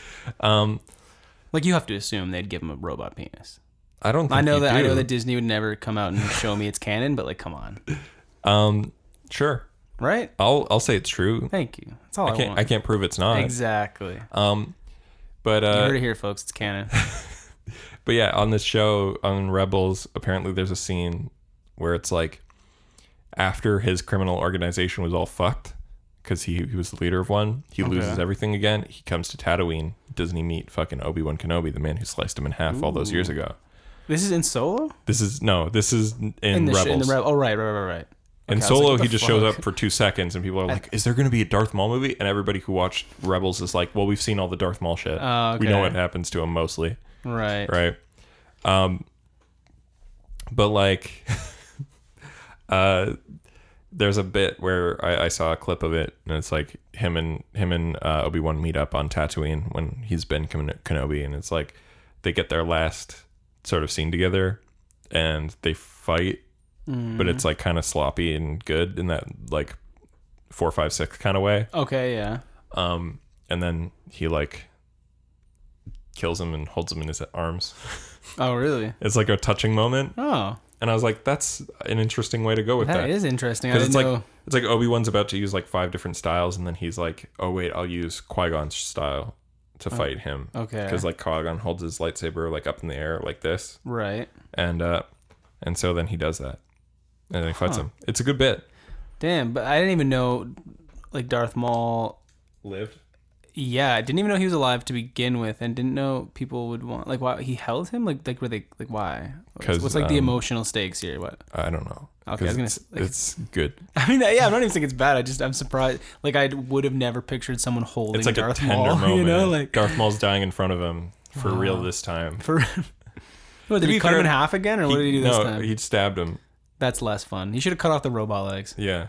Maybe I'm wrong. I don't know. In disrespect. I saw a clip of it. I didn't watch it like with my full intention. Okay. I will get there. I want to watch the Clone Wars show and like Rebels, which is the sequel. And then apparently there's like a third one, Resistance, which is like between 6 and 7. Jeez. Yeah. No, yeah, there's a lot of fucking Star Wars shit that... There is. And they already made a ton of shit not canon. Yeah, that's right. And they're like, let's replace it with worse shit. Yeah, that's shitty. That sucks. No, Dash Rendar doesn't exist. Instead, nothing Oh my god, happened. Dash Rendar from the fucking... Shadows of the Empire. Yo, I love that guy. He doesn't exist anymore. Fuck you. Sad. Doesn't his ship fly by in like 4 or something? Yes. Wow. Sad. Why did they... What, is there a reason they decided not to make him canon? Like, did they change him, or they just cut him entirely? They cut him. Like, Shadows of the Empire... Didn't happen? The book, comic, and game all didn't happen anymore. Wow. Yeah. That's so weird. Just like Dark Forces. Like Jedi Knight and the Dark Forces game, like Kyle Katarn, but like that's how they stole the fucking plans for the Death Star. Okay. But that got replaced by Rogue One. Much worse thing. Yeah, where it's like I designed it so you could blow it up or Mads something. Mikkelsen, also from Death Stranding, is like her dad, and he's like, I designed it, fucky. Yeah, that was... I don't like that. No, that was way less interesting. IMO, I think it's more realistic if like the fucking Empire, like this giant fascist group goes, it's a fucking small exhaust port, no one's gonna drop a bomb down there. How could this ever happen? Like it's fucking unlikely. Like it's not dumb that they didn't cover it. Because that speaks to like the hubris of them. Like they're like the Death Star is inherently a stupid idea. Yeah, like, it's fucking big ass. It's a big planet. Orb. It's like it's literally like the equivalent of like doing some like big giant gesture. It's like the what was it? The Nazi parades and shit. Like they would throw these giant parades, and there was like all right, folks, we brought up Nazis. Old propaganda. Well, they're fucking Nazis. No, they're I called know, stormtroopers. I know. Like they're literally Nazis. It's just like they're it's space so Nazis. funny to hear people like anytime someone brings up the Nazis, like, oh, here we go. All right, but they did big propaganda films. They spent tons of money on bullshit to make them look good, but ultimately they were failing. They were like losing money left and right. They were obviously like on the fucking back end. They weren't better off than the Allies. They just like put on a solid front, and that's what the Death Star is. It's a giant symbol of us waving our big dick around, but like we didn't realize that there was this small issue that like, oh, who would be able to fucking fly through the trench, drop a bomb down this tiny hole, and fucking blow up the entire thing. Yeah. And it's like, that's more interesting to me, is like they're waving their big dicks around, and them doing that is what fucking guarantees their like loss. Is that they were like, you know, hubris. I think that's more interesting than like, I'm Mads Mikkelsen and I fucking planned it. I made an exhaust port. It's like, no, it's an exhaust. Like, of course they need an exhaust port. Yeah, no, it's like, way less compelling that way. Yeah, because because I believe that they would do it and be like, it doesn't matter. But I don't believe that he would do it and no one on this ship would be like, isn't that a bad idea? Why is there an exhaust port? Yeah, like it's like, could someone not shoot down that? Like, because they would care at that point if he was designing it and if it was like that on purpose. Yeah, if it wasn't a bug, it was a feature. Exactly. It's a bad change, but yeah, but you know, also Kyle Katarn's cool. Kyle Katarn, dude, how's Fallen Order? Fallen Order. Yeah, I really want to play it. Is it canon? Yes. Okay. When's it take place? Same with the new Battlefront 2. Oh yeah, because there's a story in that one. Yeah. Anything made after the Lucasfilm purchase, unless it says Legends on it, is canon. Oh, okay. When's this one take place? I think I've heard 5 years after Revenge of the Sith. Okay, so before. Well, when's 4 take place? 19 years after Revenge of the Sith. Oh shit! Okay. Because he's born. He's 19 in 4. Luke's 19 in 4, and he's born at the end of 3. Oh, okay. Right, makes sense. Makes sense. So the game is good. Right. I'm going to tell you, much like game. You told me about Pokemon. Pretty much overall heard, like, it's good. It's good. It's a 7. Yeah, that sounds right. Here's why. And I gushed about this game previously on the podcast. Okay. So I'm going to tell you everything, not everything spoiler-wise, but like the good and the bad. Okay. Yeah, give me a high-level rundown. All right. So it's Dark Souls combat. Love it. It's much easier than Dark Souls. Significantly. It has rest points and meditation points, which I feel kind of brings me out of it, because when you rest there, all the enemies respawn. Yeah. And that makes sense in the Dark Souls universe. That doesn't really make sense in the Star Wars universe. Why are stormtroopers coming back? Also, unlike Dark Souls, here's a pro. Over time, areas change. Like, you do cinematic shit and things will blow up. Doors will open like in a Metroidvania, but also different enemies will spawn. Okay, that's fun. Also, keeps it fresh. Much like other games, once you unlock a certain point, you end up having a bounty on your head, and at certain locations, sometimes bounty hunters will show up, and it'll be a boss fight, a surprise boss fight. That's pretty cool. It's really cool. But then if they kill you, they don't come back. Oh. Yeah. Okay. Shit. So you don't want to fuck it up. Yeah, and they can be tough. On the other hand, the game's glitchy as fuck. I played on a day one PS4, and I saw many texture pop-in problems. I saw many weird bugs and glitches.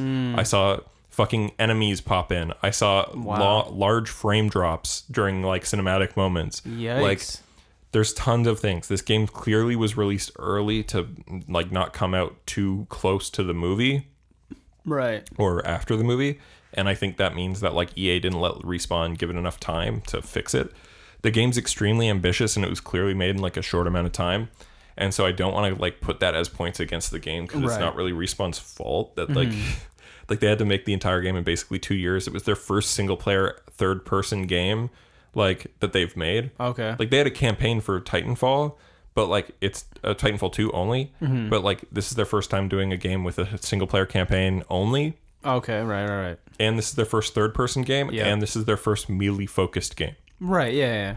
And so the fact that it's like turned out as good as it is like incredible. Yeah, no, because again, I haven't played it, but it looks like it. Because my problem with the Dark Souls clones is they never play like Lords of the Fallen. I never played it because I like just by watching it, I can tell it's just a clone. A clone, and it's a little janky, and that takes away from it. But this one looks like it feels really nice. It's very Sekiro. Yeah. Where it's parry and hit based. Okay. There's lots of that. Shit. It's not as like clean as Sekiro. Right. It's just again, it's not a. I mean, it's EA and it's Respawn. So, but is it AAA or is it more like a AA? I would say it's technically AAA. Yeah, like technically, but its story is interesting and good. I like the characters quite a bit. I'd love to see a sequel, and they seem to leave it open for one. Okay. The combat is fun until it's not. Right. Because it has that Dark Souls like, oh, I've got to repeat this section over and over again. The Metroidvania stuff's cool. The traversal's fun as fuck. Yeah, no, that like you got your wall run. You got your wall runs. You unlock a double jump. Walnut. No, also like I heard the mic peak. Oh. You got your wall runs. You got your double jumps. Eventually. Okay. It's cool. It's got lots of little planets to explore. Like there's 4 or 5 that you can actually run around and explore, and then there's 3 that are only story cutscene bits. You tend to return to them. There's some big, big set piece moments, like in Uncharted, but not quite as good. Yeah. There's that bit that they showed off in the trailer, which is like the coolest shit ever, which is you Shadow of the Colossus up a fucking AT-AT on Kashyyyk. Oh, yeah. And you take control of it, and you're shooting things. And then, yeah, that's cool. Yeah. That's like never going to stop being cool. No, and that's the type of shit I want to see in a Star Wars game. And like I want to see all this cool shit that you can do in the universe. And yeah, it's cool in that way. But on the other hand, like I said before, if you want to feel like a Jedi, this is not that. Wow, really? Force Unleashed, I was saying this to Ian, Force Unleashed is like a feel like a Jedi game where you're like super powerful. You're like a god of war, right? Yeah. Like you're just fucking mowing through dudes. Like in the second one, you're literally cutting off stormtroopers' heads and shit. Nice. Like and you got 2 fucking lightsabers and you're like just going to town. Love it. Right? This is not that. Yeah, your this is more lightsaber doesn't like a feel strong. one-on-one. Yeah, you want. It's a Dark Souls. So people take a lot of hits. Yeah. Unreasonable amount of hits. See, that worries me. I hate. It needs to feel right. If it doesn't feel like it feels like a good Dark Souls, but it doesn't feel like a Star Wars. Okay, that's interesting. Right? Like it's a fun game, but it's like, why does this animal take 50 fucking hits with my lightsaber or whatever? That I always had problems like with the Assassin's Creed games with that shit. Like so many hits sometimes, and it's like at least that makes sense because you're hacking away at something with a sword, and usually they're blocking. But like fucking lightsaber. Yeah, it should go through shit. Or like you'll fight purge troopers, and they're like really tough, and like they've got just the sticks with the zappies on the end or whatever. Okay, and they'll be able to block your lightsaber with that. Like at least that you're makes like, sense. I should cut through the stick. Oh, I think you meant with like the zappy bit. No, like it's like a taser at the end almost. Like right, okay. Like it's just got electricity. And they're blocking with like with the middle part. Oh, it's like a bow staff. And you can't slice through it. Yeah, and it's like, and there's not really much dismemberment, like unless it's an animal. Yeah, weird.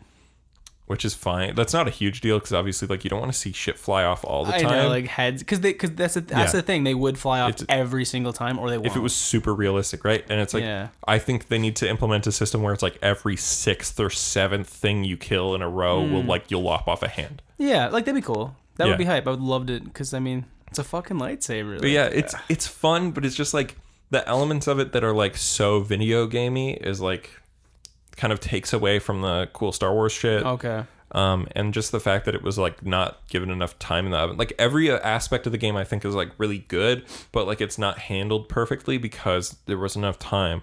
Like the jump you don't jump far enough. Like it just like it feels like you're going to jump a little bit further than you are. So even if it's a place that you're meant to jump to, if you jump a bit before the edge, you won't make it every time. That can be annoying. But thankfully, it's not like Dark Souls that like when you fall off an edge, you die. You just come back at the edge. Okay, thank God. Because it's a game with traversal. Right, like Dark Souls, I've seen, You know, this you're like jumping and we're all running and shit. So it's like, in a Dark Souls game, if like fucking that up once meant going back to the last bonfire, it would make you want to blow your fucking brains out. But yeah, I could never really get the parry timing super right. Like some things I could, some things I couldn't. Battles in which like you're fighting guys with sticks, but there's people with guns is really annoying because like to block the gun, you have to hit the timing right. Okay. Like and block right at the right time. Right. But you're also fighting a guy. Right. So like if you're swinging and like you're not blocking, then like somebody who's shooting you when you're hitting somebody will hit you. Yeah. And like you don't. Like, things still do pretty high damage because it wants to be, like, Dark Souls hard. Like, not as hard, but like... But a challenge, I get it. Like, a challenge, right? And so, it's like, it feels like like there are guys with like miniguns that just go okay, right, and you're just like, fucking, I'm trying to hit this guy, like don't make me block all these bullets because I'll never be able to hit this fucking guy in front of me. Right. I have to play this like dumb way where I'm gonna have to either run out there or like use a force power on you. The game's upgrades like either feel like they're given so much weight or no weight at all. Like early in the game, you go to a workbench and you go, oh, I just have a double-ended lightsaber now. Oh shit! Okay, that's cool.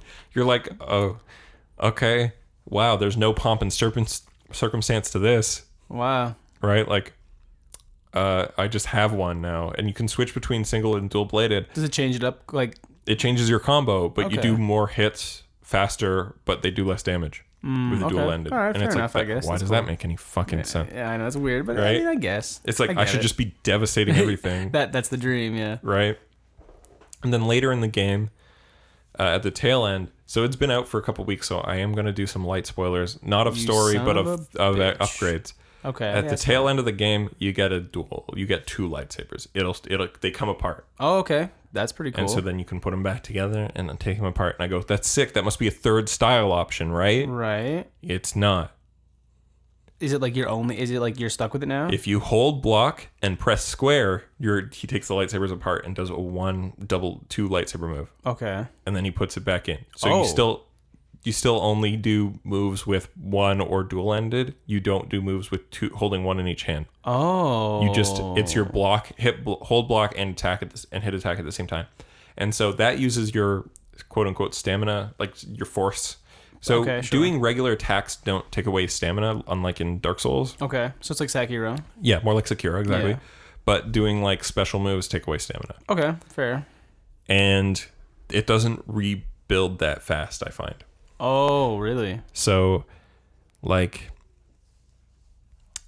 when you're holding block and then you try to release block and hit, and like you're just kind of hitting them in the wrong order, you're using a lot of force juice on an attack that probably is going to get you hit because like you want to do a fast attack, and those attacks are slow. Okay. But sure. they're strong and they'll usually break a block. So if you're fighting somebody tough and you're blocking and you try to attack and instead you hit this button, you're taking extra hits and you're losing more fucking force juice by accident. Right. And so it's frustrating. Just leaking force juice everywhere. Dude, it's so annoying. My midichlorians are all over the fucking floor. No, fuck. Okay, all right. Okay. How about this though? So Yeah. would you put it in your top 10 of the games of the year? No. Really? No, but so many good games came out this year. You know, let's do a little. Let me look up what games came out this year. Let's do a little Right. quick ranking. I'm going to tell you, best game that came out this year is fucking Devil May Cry 5. See, that's fair. That's valid, I think. But I gotta Fire say, Emblem.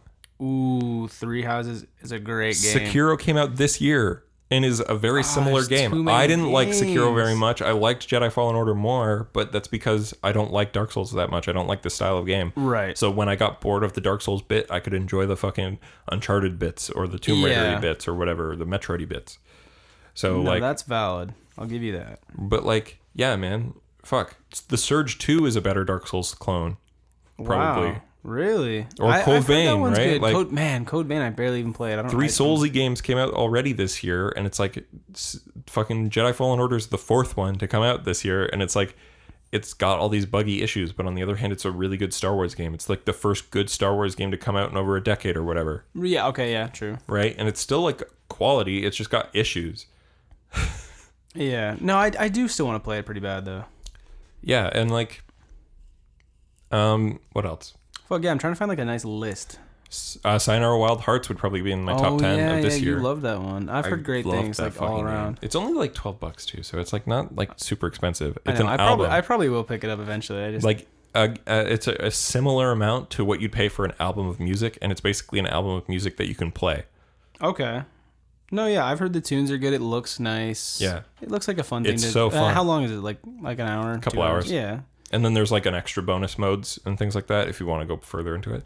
Like Goose Game came out this year. Oh yeah, Goose Game. Would you put it in your top 10? No. I think, and I someone else was saying this was on like some YouTube video. I think I was watching. I think What Culture. I don't know if you follow What Culture. No. They're great. But I think they were discussing that game and they're saying meme status alone. That game was so like impactful. Everyone, people who don't even play video games were talking about it.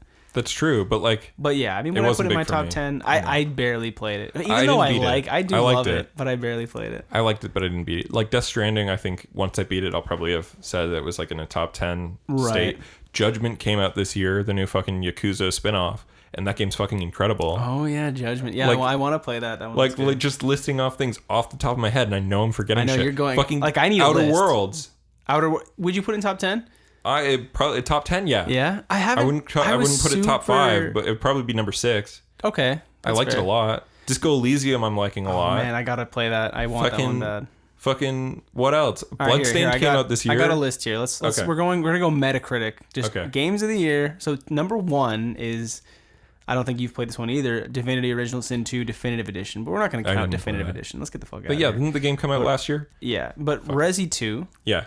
And I honestly would put that in the top 3. Yeah, that's fair. Great game, and I have no nostalgia for it, and it blew my mind. So purely out of like, the only Resi that you played was like 4 and 5 and 7, right? Yeah.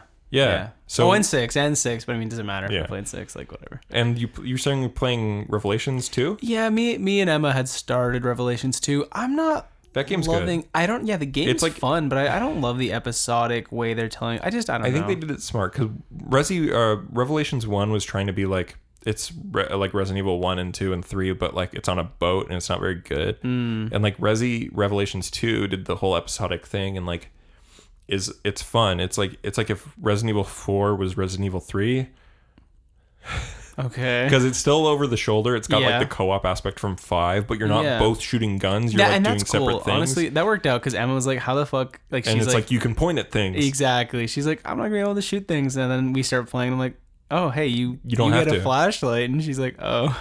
But I think she likes it, so whatever. Because that points out invisible enemies and shit. Yeah, and you can like weaken them or something. I don't know. So that's a great game in that way. It's really well done. It is fun. I don't know. Like as a lower budget, less. It's not a mainline title, so it's not expected to be like brilliant. And for that, for the expectation, I think it's quite good. But that came out years ago. What else came out this year? All right, there's Sekiro, 91 on Metacritic. Didn't like it. I know, a hot take. Yeah, it's my number 1, bro. Like I'm like going through this phase of like super into like swords and samurais and shit. So like that game came out and I was like, this is perfect. You're in your weeaboo phase. I'm a fucking dirty little weeb. We got to get you to watch Yojimbo. Yo, I'm down. Yeah. No, I'm super, and I'm like hyped for what's Ghost of Tsushima. Whenever that looks like it's gonna. Dude, Sucker Punch hasn't made a bad game. Oh, they're the Infamous guys? Infamous and Sly. Oh, shit. Sly. Wow, it's been many moons. Dude. I feel like that's got to be the game, one of the games that really kickstarted this furry crisis that we have. I feel like a lot of the... I don't know if it kickstarted it, but it helped. Yeah, it definitely helped. I feel like... I like vaguely remember one of the girl thief, Carmelita and she Fox? was like weirdly sexy. The girl cop, Carmelita Fox.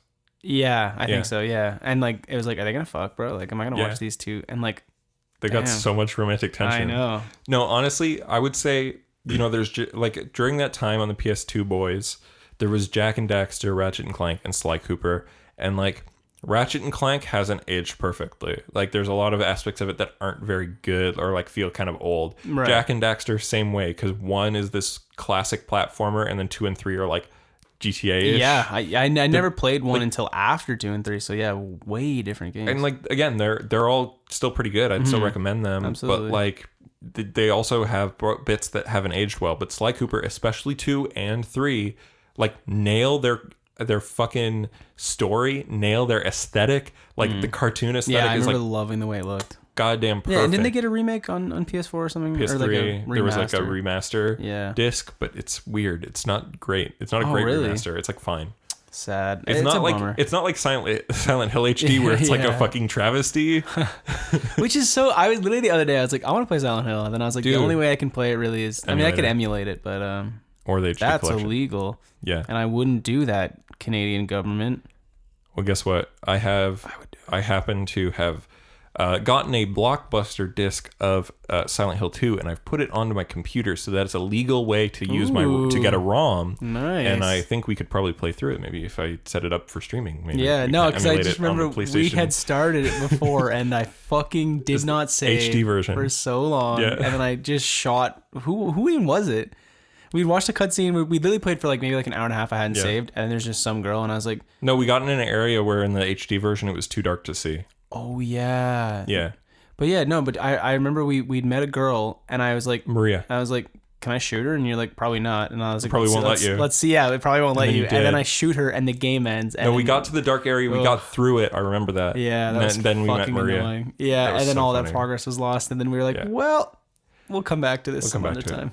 Especially because that game's incredible. Yeah, I really want to. I mean, it sucks that I obviously know everything about it now because how could you not? But I want to play it. Yeah.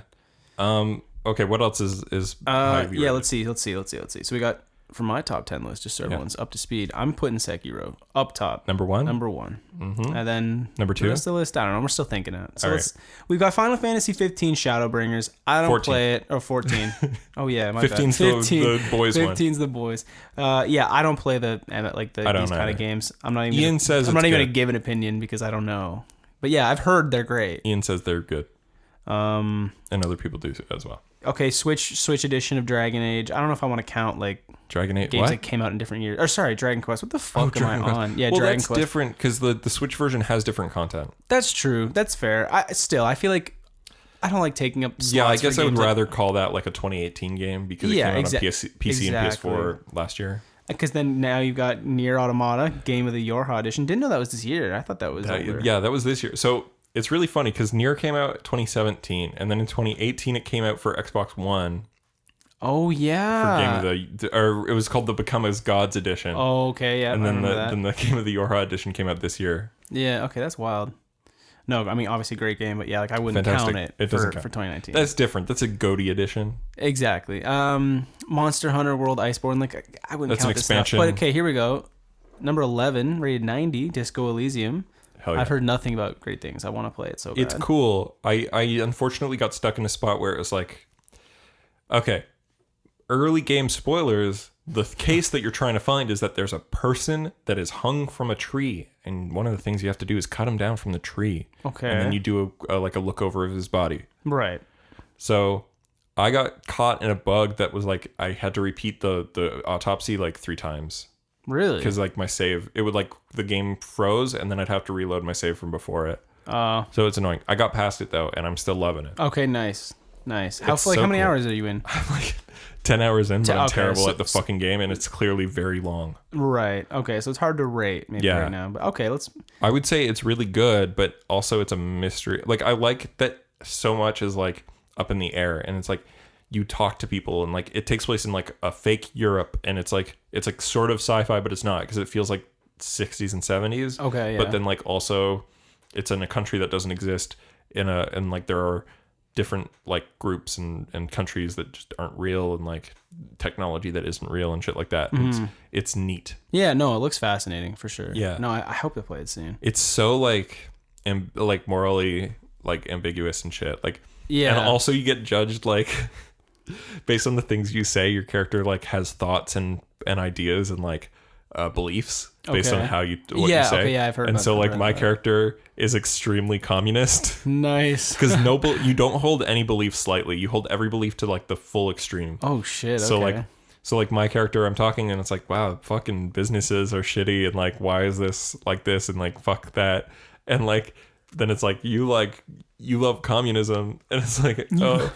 And it's I guess now my character just loves communism, and I think that's great. Yeah, no, fuck, that's hilarious. It's so good, and you can be the exact opposite, and then there's you have a capo type, which is the type of cop you are, and you find out that your character just did bullshit beforehand, he's an alcoholic and an idiot, and he gets amnesia. That's where you start the game, right? Yeah, and so I'm a sorry cop because I keep apologizing to people. Wow. It's you barged in here and pissed on the ground last night. And I'm so sorry.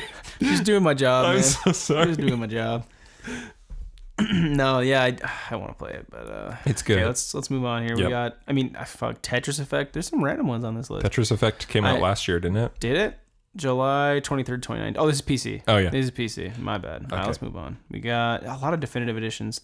Oh, wow. Okay, F1 2019. Thoughts? Have you played it? Why? Yeah, no, apparently it's good. Okay, that's fun. Let's move on. Okay, here we go. Now we're getting into some good shit. Boys. We got 89 on Metacritic. Devil May Cry 5. Hell fucking yes. That's my there. That's my one. That's my number one. You think number one for sure? Here's the thing. My number one and number two, I know exactly what they are. And Death I know Stranding, number two? Death Stranding is my number two so far. Just like, and I feel like such an idiot for liking it in a sense, because it's like, everybody's like, oh, it's like so dumb and like fuck it, you just walk around and I'm like, no, it's brilliant in this way, but like also I don't love every Kojima game. Yeah, no, exactly. I think as long as, because a lot of people are like obviously just fucking sucking his fucking piece because they think he's a genius, but I mean, I'm like, not sucking his piece because I think he's a genius. I think that game's genius and I think it's got dumb bullshit in it, but I love it. Yeah, oh exactly. No, there's some bullshit in that that's like dumb and like the world's kind of goofy and stupid, and like Kojima has these weird, funny ideas. Like if you look at the character's dick, he punches you in the face, and like it's so dumb in a sense, but like it's charming because it's so dumb. Charming and sweet, and like the themes and like ideas that the online and the gameplay and like the story try to pull together are really like good, and you can tell it's like a very personal story in a sense, like done through metaphor, but like and like the actors do a great job. And the fucking graphics are incredible. Yeah, oh my god. And like, yeah. So also, I saw a Donkey video on Death Stranding. Oh, I haven't watched it because he always does spoilers. Okay. So I haven't seen it. Yes, he does spoil and I assume he hates the game. It's so annoying because I went into it, I was like, I stopped watching Donkey a while back because I just think him and me have such different taste in a lot of ways. That's fair, yeah. Like, and I think like there are some games that he like treats funny that I'm like, I don't know how much I like that. Right. Like he did a video on Nier Automata and he gave away the end of ending A, firstly. Yeah. And secondly, he was so like goofy and dumb through it. And I get that's his brand, but also it's annoying in a sense. No, I mean, sometimes it's funny. Like it was funny in MGS5. Like I thought those videos were funny. Or like Breath of the Wild, because those are a type of game that aren't that serious in a sense. But like, and like Death Stranding, his Death Stranding review, he showed off fucking spoilers. Yeah, I figured. He fucking said some dumb bullshit, and like he's okay. It's like he's like, you fall down every 5 seconds. Show a clip of him climbing a mountain on foot, like just like up, right, like on red fucking shit that's like clearly like you shouldn't be walking up this. Yeah. And then he falls down. And he's like, oh, what the fuck? This game's so stupid. And I'm it's like, hard to know with him if he's idiot. Yeah, but it's hard to know if he's like doing a bit there. He wasn't, because he was also like responding to things that like earnestly like Kojima saying like Americans reviewed the game worse because all they like is shooters. Okay. And like he was like Europeans and Asian people like liked the game more and shit. And then like Donkey took like clear offense to that. Oh. And then made fun of the game for having sections where it's a third person shooter, like in boss battles and things. Right. And like, so it's like he did the annoying nostalgia critic / CinemaSins thing, which is juggling actual criticism with criticism that makes you look stupid. Right. This is a real criticism, but the criticism that like, oh, it's a game where you make it so that other people don't have to play the game. That's why you build shit. Oh, I'm so fucking smart. And it's like, ugh, you're such a fucking asshole. Yeah, I don't know. His brand, I mean, I love Donkey. Like, I love him. But I used to like a lot of his stuff, but it's just like, I don't know, man. Him and me come at things from such a different angle. Yeah, I don't know. And I think above all else, what people, like, you have to remember with someone like Donkey is he's doing it to, like, for goofs and gaffs. And, like, and like, even when he does review stuff seriously, he likes to have fun. And I like that he... You know what kind of games he likes, and I think people have to understand that, because it sucks when people don't like the game you like, but you can tell what games he likes. So like if it's a review for a game that you're actually curious about and you know how he feels about it, he likes really simple games. Yeah, I mean that's fair. That's fair. He's like not into RPGs. He's not into RPGs. He doesn't want to fucking play that shit. I don't even think he likes like even like character action type games. Like I don't. Yeah, I don't know if he's really talked much about. He doesn't talk, like every time I've heard him talk about like a Platinum game, he seems to be like fine with it. He doesn't give a shit. And it's like, so it's like, okay, what do you like? And it's like, oh, I like Mario and Zelda, and like, okay, it's like, okay, and I like just shit like that. And it's like, that's fine, like you're allowed to like that shit. Like we both agree that Titanfall 2 is sick, but like, you know, sure, Mario's fun, and like I liked Mario Odyssey a whole lot, but like ultimately that game's a game with 2 buttons. Okay, I mean, I disagree with you there, but like, and I don't even love Odyssey, but I get why people love Odyssey so much. It's a fun game, sure, but it's like, it's not the best game. Yeah, I'm not a huge it's okay. Yeah, but I do get why people like it. The just controlling Mario and like the level design is so there's perfection brilliant. in control and level design and stuff, but it's it's not a game that's like complicated. Yeah, no, I feel like it's not one that lot of you like go and talk about. Like you might like have fun stories, but it's not like one that you think about. Yeah, unless you're playing it. Like whereas like I'll take a game with a shit fucking gameplay that has a great story. Right. No, yeah, exactly. But and that's the difference, right? Is and people like different shit. And that's the thing. Is like he doesn't really give a shit about story. Like he liked Celeste, but I don't think he cared about the story very much. Yeah, I don't know. I remember him liking the gameplay, but I don't remember him saying anything about the story. Yeah, which sucks because that's the best part of Celeste to me. Yeah, that's true. No, that's a great. Like Celeste, yeah. I mean, the Celeste story, we could go down that too. Fuck. No, okay, all right. Let's finish this little list here. We were talking about Donkey for like fucking 8,000 minutes. Oh, we were. This is going a pretty long podcast. Oh shit, what are we at? Fucking 2 hours. Oh fuck, bro. Yeah. All right, let's wrap it up with here. What do we got here? Fire Emblem Three Houses. 89. I liked it. I also liked it. Although I still haven't done my second playthrough yet. I started it, but that game's fucking long, man. Yeah, that game's long, and I don't really feel like doing the second playthrough because mine's like.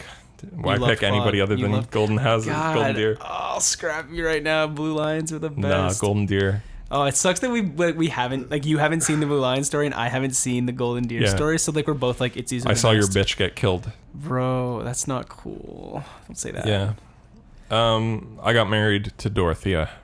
Yeah, Dorothea is weird. Like, everyone wants Dorothea, but because she's one of the few bi options. I mean, I guess like that's cool, but like my guy's a guy, and I'm trying to fucking just absolutely destroy Hilda with all of my power. Hilda's so cute. She's so funny though. Like she never wants to do shit. Bro, her and Setith or whatever his name is, their fucking thing. He's like trying to make her catching her. Yeah, and it's so cute. No, that's funny. A great game. The localization on the Fire Emblem games is like really solid. Like it's amazing. I can't believe the stupid shit they come up with that's like so endearing and fun to read. And no, that was an amazing game. I remember being hyped for that game. Yeah, when that shit came out, I was so hyped. It was funny because like that was when I was still working, and it was like. I wasn't super hyped for it. I was like kind of interested in it, but then I was like, I don't know if I'll get it. And then on the day it came out, I was like, maybe I'll get it if it's like out, right? Like maybe I'll get it if like a Best Buy has it near me. And it's like, if they did, and I was like, cool, okay. And then I really liked it. Yeah, no, I mean, there's a lot of great games. We'll have to fucking make up a list one day for real, like a nice top 10. Because I can't even. I'd have to like. I think I'm gonna make a video like at the start of next year that's like top 10 movies and games of 2019. Yeah, I think that'd be cool. Yeah, dude, I'm down. But also, by the way, so this is the end of the podcast. Yeah, we got to wrap this shit up. We're wrapping this boy up. So if you are a fan of the podcast, please subscribe and like it, or leave a review, or follow us, or whatever your app you're using does. Like, send some love, bro. We are the Media Hole is on YouTube, and that's youtube.com/N8S comedy. And you're going to find every episode of the podcast there and some other shit. Like an upcoming Scott Pilgrim video that's a video essay. Maybe some nudes or something. Probably not that. Oh, okay, I misread that. But please subscribe to me on YouTube. Check us out. It'd be great. Also, I'm on Twitter at The Media Hole. And you can find great tweets. For example, I made a great tweet talking about how many movies are out that are more interesting for me to see than Frozen 2, and it ended up getting retweeted by the director of Honey Boy, and I feel like a big boy. We made it. We fucking made it. To the one person listening, we made it. With nearly 200 likes on that tweet, that's guys. Hype. That's hype. If you came here from that tweet, I'm glad you stuck around. Yeah. But yeah, man, and like I'm on Tumblr, and you can find me. My Tumblr is whenyourballs.get-stuck-to-your-leg.tumblr.com. Wow. You're actually repping that shit for the Media Hole? Are you serious? Yeah, well, it's like whatever. It's easier than changing it. You can literally change it. I don't want to. It's funny. I mean, that's fair. That's my Tumblr. That's not Chris's. Chris, do you want to plug anything? Nah, it's okay. No, I'll plug my fucking I'm going to create a Patreon right now. I'm going to post nudes. You guys can subscribe. Hey, why don't you just be part of my upcoming Patreon that I'll probably launch once I've got 2 or 3 videos on the channel. Are you going to post nudes? Like, that's the whole... I might. Okay. I'll consider it. Then I'll do it. If people want it. Yeah, we'll see. All right. Also, on December 12th, that's Thursday, 8 p.m., Boom. December 12th, I am going to live stream the Game Awards. Ooh. And I'm going to react to them and the trailers we're in. And that is going to be on twitch.tv/themediahole. And I'm trying to see who can join me there. Chris is thinking about it. He's considering it. It's exam time for me right now, so it really depends. But yeah, we'll find out. We'll see what we can do. It might just be me. It might be me and somebody else. I'm checking with all my friends. Other than that, stay tuned to hear and have a great day. Love you.